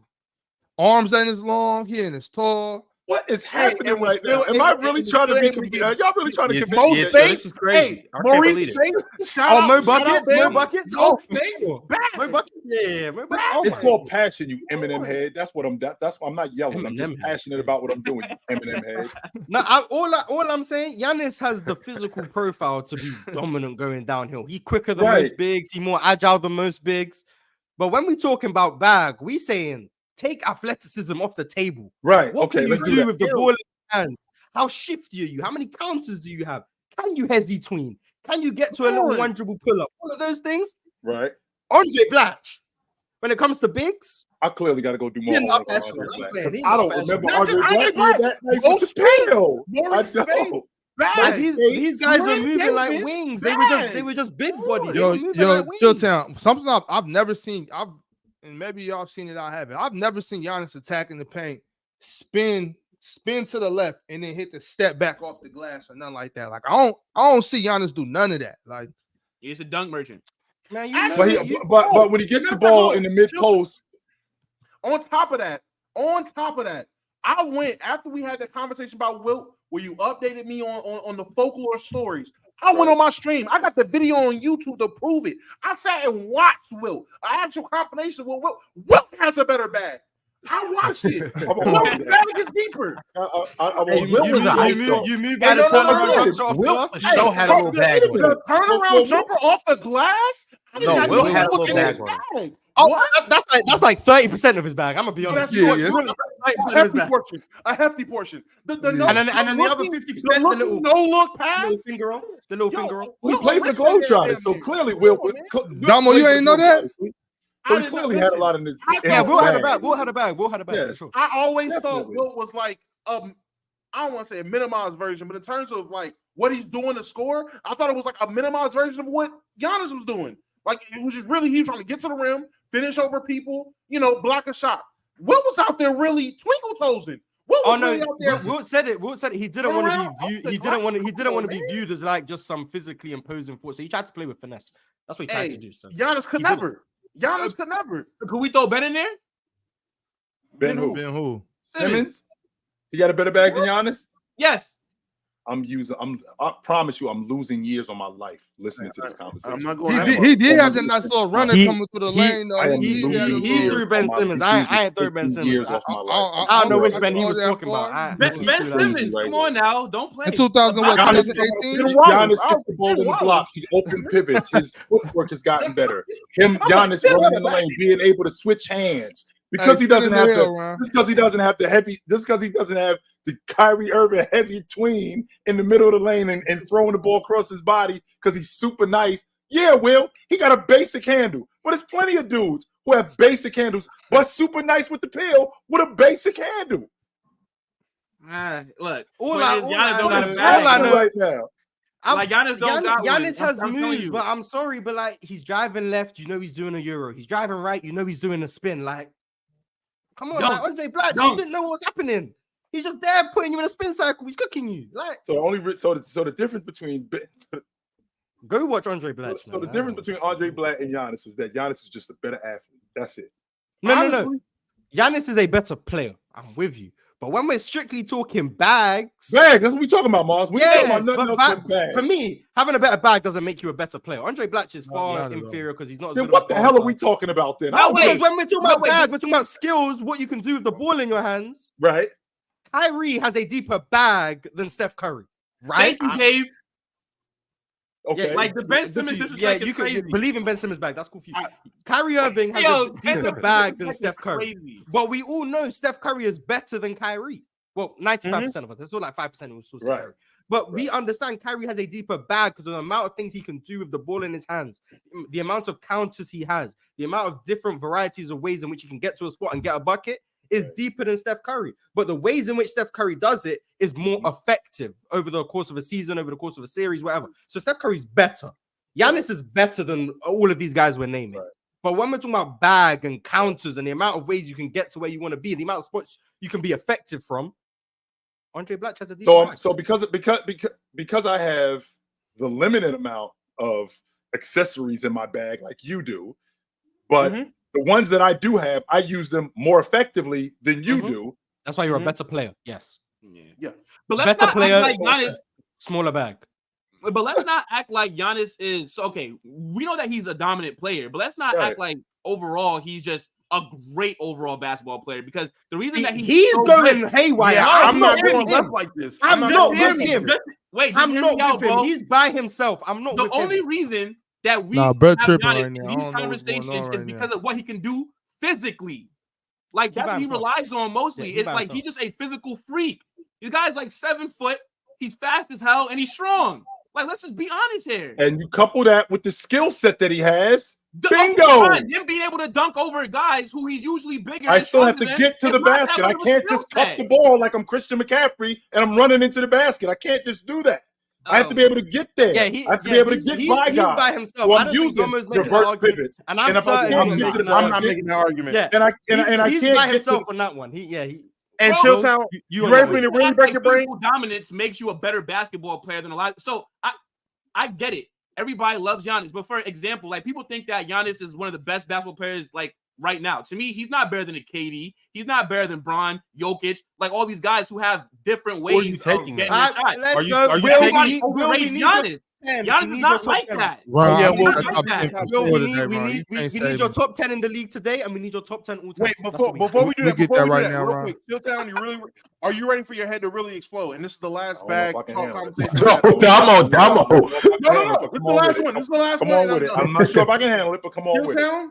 Chilltown, in the last week alone, and if you need the proof, I'll pull the proof up. From today, a week ago Monday. As of like a week ago, okay. Chilltown Thanasis has a deeper bag. The Sham God moved you. The Sham God moved you. Not even that.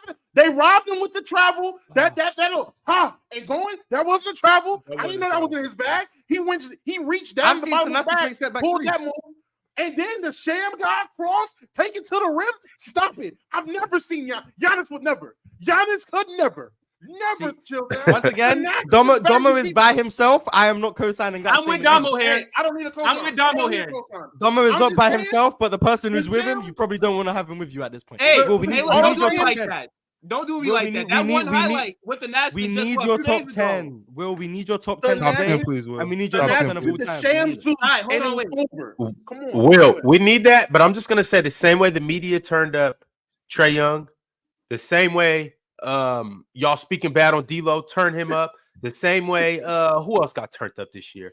The same way all these guys that y'all been talking bad on have been turned up. Tyrese Halliburton from just ticket himself is the same way y'all just turned up Giannis. All right, hey, second championship coming, second Finals MVP coming. Bucks and 6. Proceed, Will. Current top 10 or all time? Which one you want to start with? Both. We need both. No. Which one you want to start with first? Current top 10. We'll start with the man, you were pretty comfortable to say LeBron, Jokic, KD are better than Giannis. So I have my all-time top 10. Okay.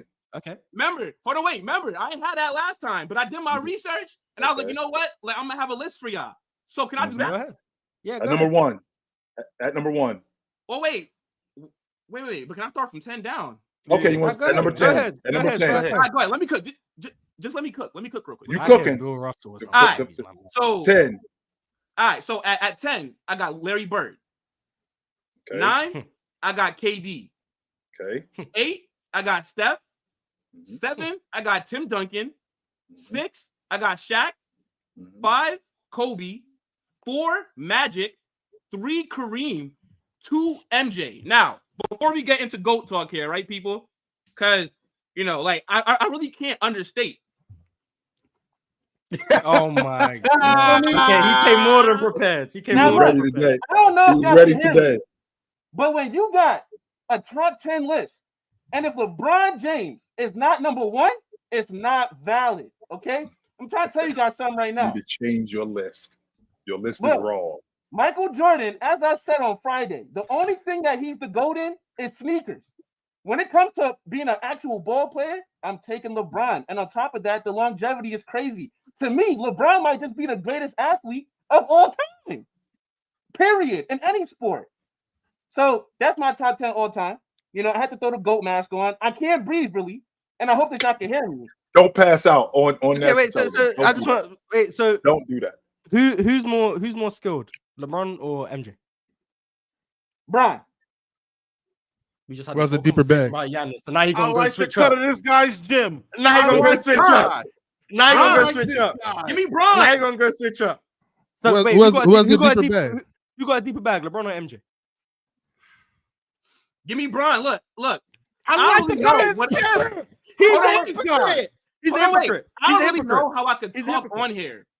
But y'all know that one move that Bron like that, you know what I'm saying? Like he looked down. The head and shoulder fake. He's a hypocrite. He's Stop playing with the GOAT.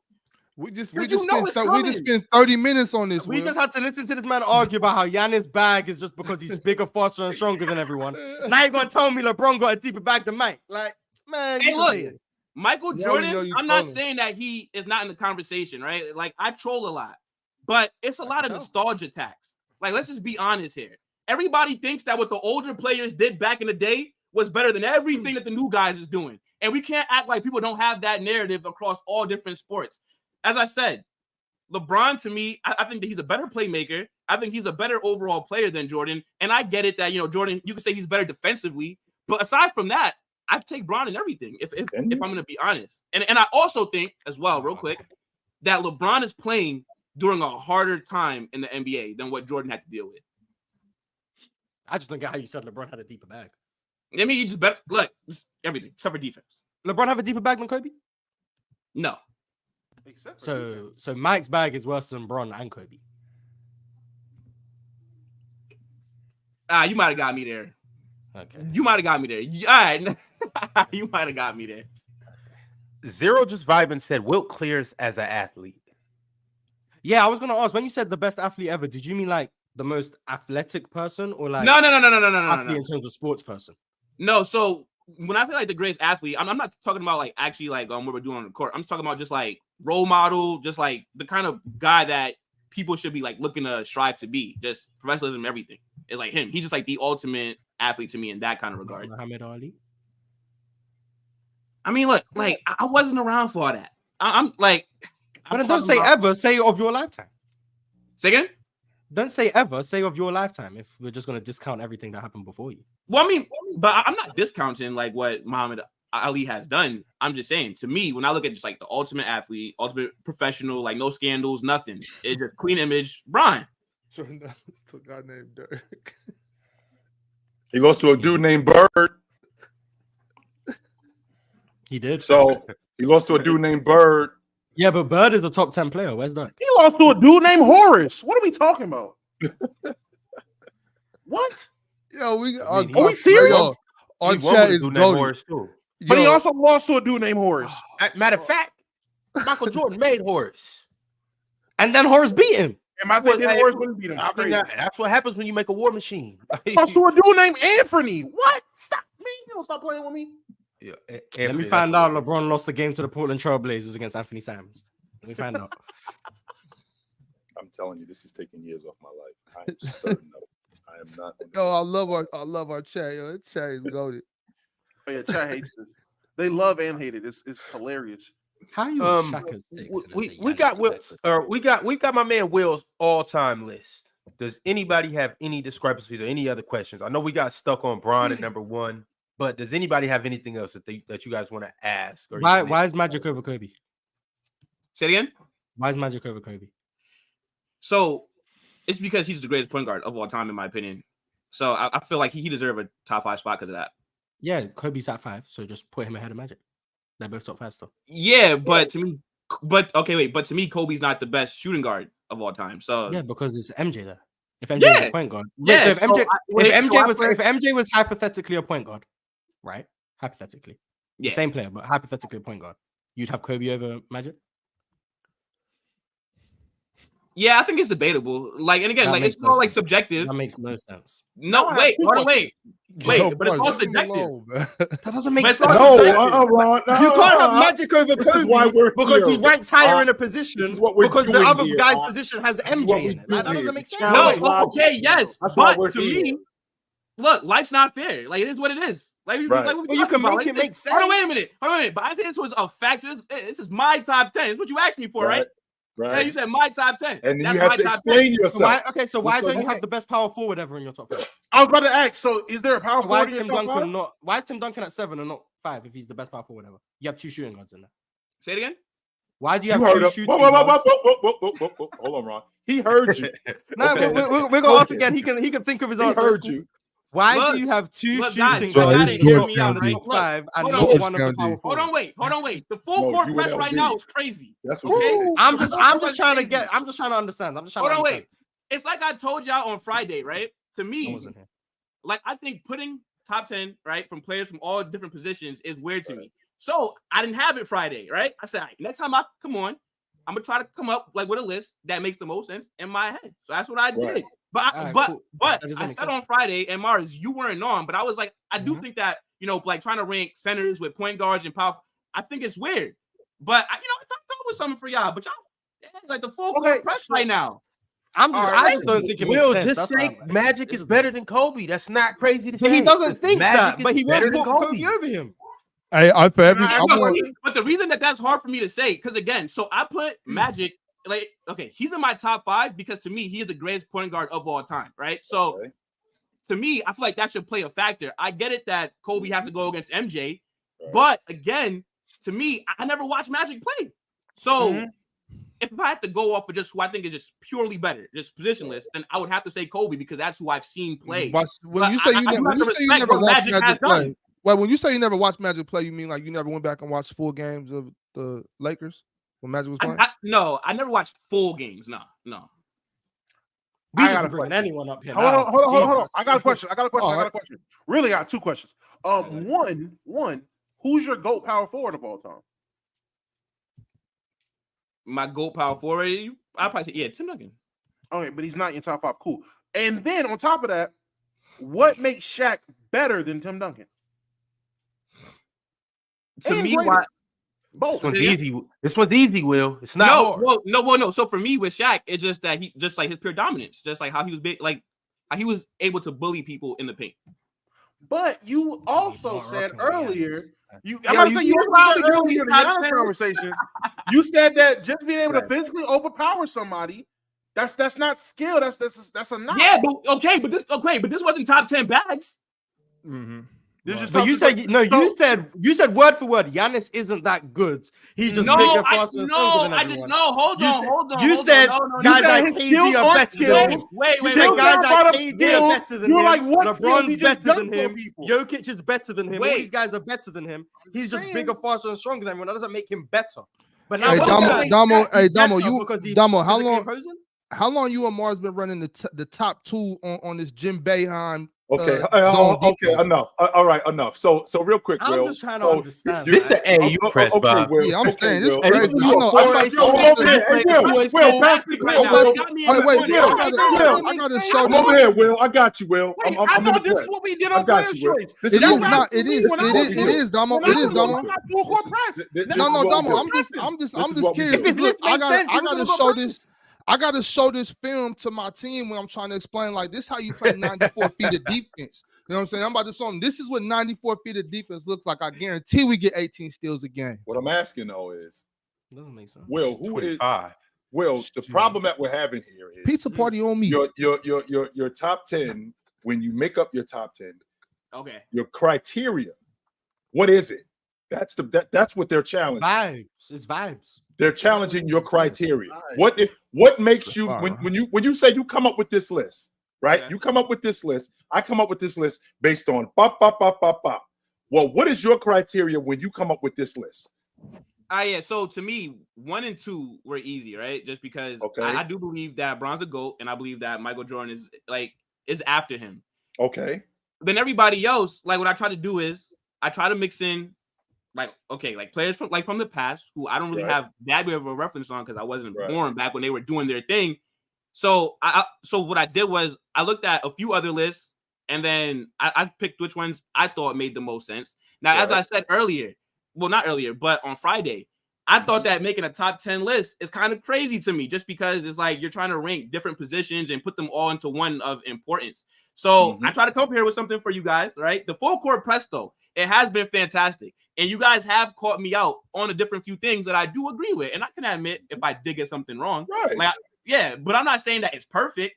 You ain't the only one, Will. Just so you know, all of us have had to. We've all been in the full court press. It's been fantastic. Has gotten trapped. I've gotten trapped in the corner. And I've had to pass the ball out. Try to full court press just you. It ain't we've jumped Ron a number of different times. Ron has record turnovers. Just so you know, it's fouls though. The refs don't be calling. Right? But we've jumped Ron plenty of times. He's had record turnovers. But for example, I'll give you an example, Will, with my top 10. The reason why I got 6 big men in the top 10 is because the big man throughout history is the best player in NBA history. That's why I have the big man that many times in my top 10, because throughout history, the big man has been the most important, the best player in the league over the course of the 77 years. It's getting changed now, but that's part of the criteria. So when you're dealing with, in the future, when you're dealing with dudes like Damo, when you're dealing with dudes like Mars, you have to do your homework and you have to have some sort of criteria whenever you're coming up with any sort of logic. Otherwise, this is what's going to happen to you. Yeah. Look, I did hit the drawing board, though, like on Friday, like when I didn't have one off the top of my head. So I was like, all right, let me write something down for you guys today. I know who's going to get to it, though. But Will, I got to ask you a question. Asking for a friend. Yeah. If LeBron happened not to be top 3 on somebody's list? Would that be crazy? Yeah, I think so. What about top 4? If he's not top 4? Yeah. What if LeBron just happened to not be in somebody's top 5? I think that's kind of crazy. Yeah, they be bugging. Like, was that your list? Maybe. There's nothing wrong with that. If you can make the argument for anything, as long as it's consistent, I don't think there's a problem, in my opinion.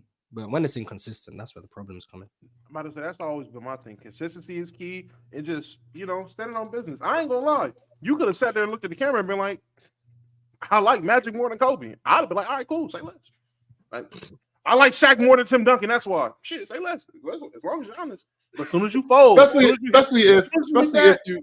I mean, you right. Oh yeah, you call. If it's close, you could go with your guy. That's fine. If it's close, you can that's basically what Damo's saying. If it's close and you got a guy, go with your guy. No problem. Y'all know me. I admit my biases. If I got a bias, I'm gonna let you know first before we talk. Okay, look, I'm gonna let you know I got a bias for X, Y, and Z, and then I'm gonna continue so you know why I'm talking like this. I got a bias. There we go. Precursors. Or preferences. All right, y'all. We got super chats. And we got a lot of them. So let's go ahead and get into this. Christopher D said, everyone's thoughts on KD saying Steph is the greatest PG of all time and is in top 5 conversation. I personally have him comfortably in the 10, but what are your thoughts? No, he said he's top 5. He didn't say top 5 conversation. He said he's top 5. That's what he said. Undoubtedly top 5. So that's what he said. I mean, he's not in my top 5, but that's just because Magic wasn't in my top 5 and he replaced Magic. I got him 6. Yeah, I got him 6. You got Steph 6? Nah. Yes, he replaced Magic. Once I said Steph is the greatest point guard of all time, I mean, hey, he replaced Magic on my list. You had wait, so then, can I ask you, like, what makes Magic the greatest point guard of all time? Huh? For me. What did you say? I'm sorry. Wait, me? Or you talking about? What did you say? I didn't hear you. Oh, no. So, no, like, I just asked him what makes Steph the greatest point guard of all time. Oh, to me, the longevity of his dominance, the ability to change the game, what he's done for the game of basketball, his overall talent and skill, winning, a combination of all things. Honestly, the same reason why I say Mahomes is the GOAT quarterback. Same argument applies in my opinion. How long ago did he become the best point guard of all time? Because I know you have the distinction. So when did he become the best?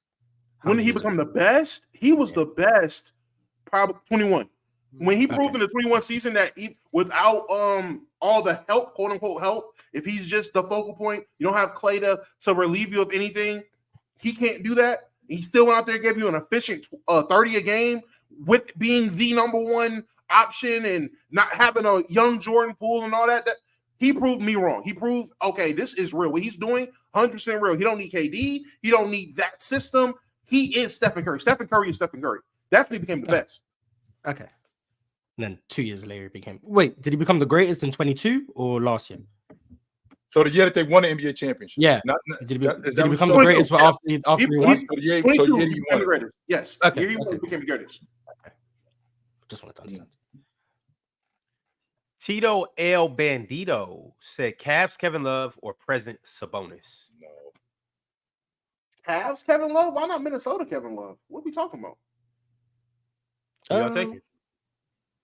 In this, I'm taking Sabonis. Yeah. Cavs Kevin Love. What the heck? What Cavs are we talking about? Because 2018 Kevin Love and like 2016 Kevin Love are not the same person. Or 2015 Kevin Love. Yeah. Like they're different people. But I'll take Sabonis. But I mean, if I actually like think about it, I might be able to convince myself of Kevin Love, but I'll take Sabonis. I'm taking Sabonis comfortably over any version of Kevin Love. Minnesota Timberwolves. I'm not doing. Yeah. Okay, see, Ron, this is what I'm talking about when we talk about Chilltown. So, why? Why, Ron? Why? Okay, so hold on, rewind, Ron. So the 26 and 14 Kevin Love. Why are you comfortably taking any version of Sabonis over him? Playmaking. So that's the separator, right? Playmaking, and then the rebounding is very close. Sabonis has led the league in rebounding the last 2 years. Okay. The scoring the scoring that we got from Kevin Love, it was all right, but it's not moving me enough to take him over Sabonis. All right, okay. One of the most versatile scoring bigs in the NBA. And that could have been what did he average the years around that? I know he averaged 26 that particular year. He had a 5-year stretch in Minnesota where he was 19 and 12. That's where I'm talking about just his point per game averages. I think it was 21. In 2014, he averaged 26, and then the year before, he only played 18 games, and he averaged 18. But the year before, when he was it might have been an outlier year. the year before when the year before when he was healthy again, he averaged 26. So his 2 healthy years, he averaged 26 both of them. And then the year before that, he was also an all-star, averaging 20 and 15. Yeah, give me Sabonis. The gap in scoring is not as relevant as the gap in playmaking. I just don't see the playmaking you see. Yeah. Kwabe said, being able to neutralize the most popular action in the league defensively by hedging a high defensive IQ, not being a liability. That's correct. By hedging is a high defensive IQ, not being a liability. Correct. I agree. Talking about Donovan Mitchell, I do agree with that. Lonnie Williams said, how do I get my merch before Big Ox and get the likes up? Buy it. No, he already got it. We still haven't gotten ours. Oh, you're saying how did he get it? How did he get his? Because they hating on us. That's why. Because they hating on us. They don't want us to promote it, man. I'm here trying to rep the brands. PC marketing is in the dumpster right now, man. This is trash, Damo. Straight garbage. Straight garbage. One day, maybe. Nick Tri-State said, Kobe, the only player to win multiple rings without a top 75 player ever. Multiple rings going through a rebuild too. Shooting the fake king ain't something the fake king ain't capable of doing. Who was the top 75 players on the 2015 and 2022 Warriors? 0. So he's not the only player to win multiple rings with that's top 75. 0. What you mean is he's the only player to win back-to-back rings with our top 75 teammate. If you're going to praise Kobe, which I think is all fine and dandy, you should probably get the fact correct. Because I'm with you. I'm with you. Kobe's tough. But I hate the top 75 argument. Because if you think you can name 75 players better than Pau Gasol, go for it. And on top of that, how good was Pau Gasol too? Like, he was fucking awesome. He was a top 15 player. He was an all-pro. Like, the top 75 thing is so stupid to me. Like, you're not about to say, well, Tim Duncan didn't do it because David Robinson was on the 03 Spurs, knowing full well that Pau Gasol in 2009 and 10 cleared what David Robinson was giving you in 03. But technically, the Spurs had a top 75 player. Like, we're not about to do that. That's stupid.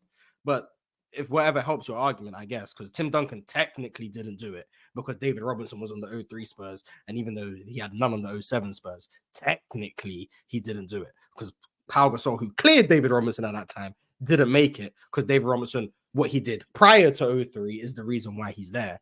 But I guess we'll just praise Kobe and say that just shows how great he was, ignoring all context that comes around top 75 teammates. Mars, he's dead. You don't got to keep shooting his body. No, it just doesn't. It doesn't make sense. Like, there's so many ways to praise Kobe without saying stuff that has no context. Plus, that top 75 logic, that's one of the worst lists that came out because now it's terrible. Because what people do is now they look at that and now that's the measuring stick. When in reality, how many teams have had players like Joe Dumars ain't a top 75 player? I don't think Joe Dumars was on the top 75 list. But does that lessen how good Detroit was? I don't think that lessens how good Isaiah Thomas was, that Joe Dumars wasn't on the list. But Dennis Rodman was on the list. But Dennis Rodman made Isaiah Thomas hasn't done it. Even Dennis Rodman clearly wasn't better than Joe Dumars. Dennis Rodman is the reason Isaiah Thomas has no rings without a top 75 teammate. Like, it just doesn't. It's like using the Hall of Fame argument. Like, yes, these guys made the Hall of Fame. George Gervin made the Hall of Fame. Are we going to say MJ played with a Hall of Famer in 86? No. Yes. Who was over, by the way. That doesn't make sense. Like, you're just saying things without context to try to uplift someone when you watch Pau Gasol and you watch David Robinson in 03, everyone in their right mind would say David Robinson is not as good as this Pau Gasol. It was over in 2003. But one of them made the top 75 team and the other one didn't. So we're going to say that Tim Duncan had more help? No. Whatever. Wait, question. Did Kyrie make that top 75 team or no? No, right? He was supposed to, but then the whole, wasn't it the COVID scandal? Thing? Yeah, all that other stuff happened, and they replaced him with Dame. Crazy. Got you. Yo, we got new members. Shout out to all the new members. NFN Rose, welcome to the party. Ace Walk, what's up with your boy? And Dave 100 times. Appreciate you for coming through, man. Appreciate all of our new members. There's a couple new members too that got gifted memberships.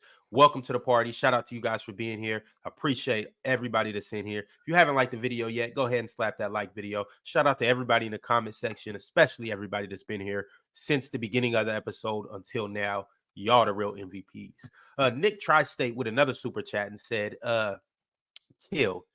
He ain't want to take a backseat to Kobe, but he went to Miami and embraced being a second guy. ... Come on, dog. Because it wasn't his team. He wasn't there first. Right. That's why. Really. And he recognized that he made a mistake at how he handled that with Bryant. So he wasn't going to do that again. That's that. Prince Liger said, Mars said most NBA players won't be able to debate on shows like this. Well, I watched Kobe's detailed clips. How do you think he would do in a format like this? And would you have liked to debate him? Did I say that? I don't know. I might have said that. I don't Prince know. Liger said you said it more. So if I said it, I said it. I mean, I don't recall saying that, but if I did say it, Kobe didn't strike me as someone who would debate. I think he would talk about the game and would definitely have a different perspective to a lot of us. But I don't think it would really be a debate, really. I think it would just be him saying from his experiences and his understanding of the game versus other people.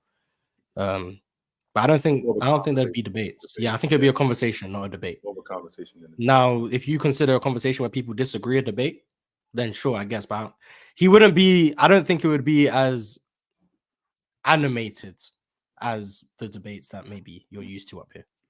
Maybe that's the best way. Also, Kobe, one of them dudes where like it's a certain few dudes where if they talk, you listen, and you just take their word as law, like it or not. And Kobe's one of them dudes. Just his aura, his history on the court, and just who he is. Like if Kobe came up here and said, "Wilt is the GOAT," I think we would all just have to respect it and just kind of take it for what it is. Right. I definitely ask him why, like for sure. Like I don't mind having. I don't mind having. Yeah, and he would definitely have an explanation because I don't think Kobe. He's so meticulous in everything he did. I don't think he ever did something without intention and without a reason behind why he did what he did. And if he said that Chamberlain, and if he said that Chamberlain, he has reasons why he thinks Will's the GOAT. He's done his research. He's watched what he needed to watch. So I think he had a reason. Now that doesn't open him up to be like no one could question him. Absolved of it. No, there's no one I would talk basketball with and just defer immediately to them in every single context. Now I've always said if an NBA player comes up here and talks about their experiences in the NBA, I would never argue with their experience. If they say this person was the hardest to guard for them, I would never argue because what you find difficult and what you had to go up against in your experience, I can't argue what your experience was. I can debate the impact of what someone was doing on the court, how you perceive the game to work and how I perceive the game to work. I can argue those things.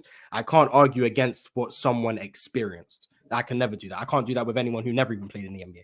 You can't argue someone's experience, but I can argue how they view those experiences and how that affects how they rank people, how they view things. I can argue that, but I can't argue what they physically experienced. I can't do that. That doesn't make sense. Liban Ahmed said, who has a better handle, Giannis or KD? I see nobody's amused, Liban, so KD. All right, there we go.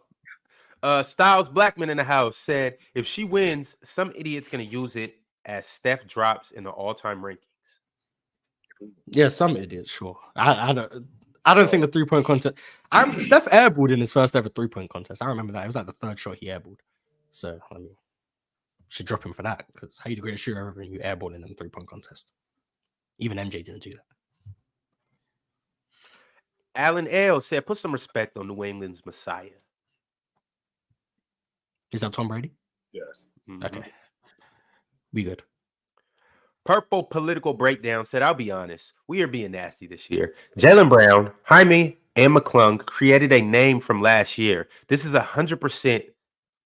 This year, 100% has names.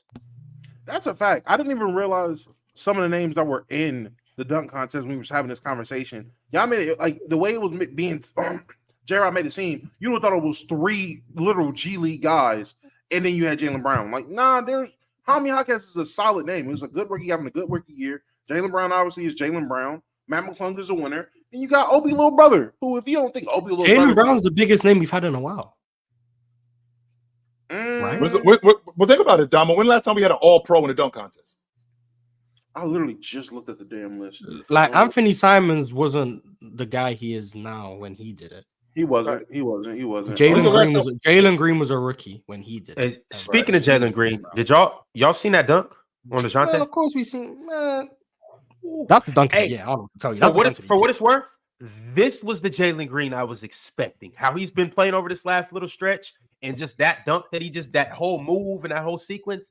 I expected Jalen Green to be doing that on a every other night type of basis, and I think we'll start to see it a lot more. He's figuring it out ever so slightly. Wait, so then, like, what do you think about people that want him traded? Because I was seeing like reports before the deadline had passed. Idiots. Trading your now 22-year-old number 2 pick from 3 years ago because he hasn't been as consistent as you like is stupid. But he survived the trade deadline. I wouldn't be surprised if they offer him to another team in the offseason, though. I wouldn't be surprised. Unless he is averaging 25 to end the season. But that's the dunk of the year. I'm standing on that. That was crazy. There hasn't been a better with the left too. Of 2 feet in the lane? That was crazy. To answer your question, I guess Donovan Mitchell 2018. That would be the last. He's won it. Donovan Mitchell. That's rookie. He won. He won it.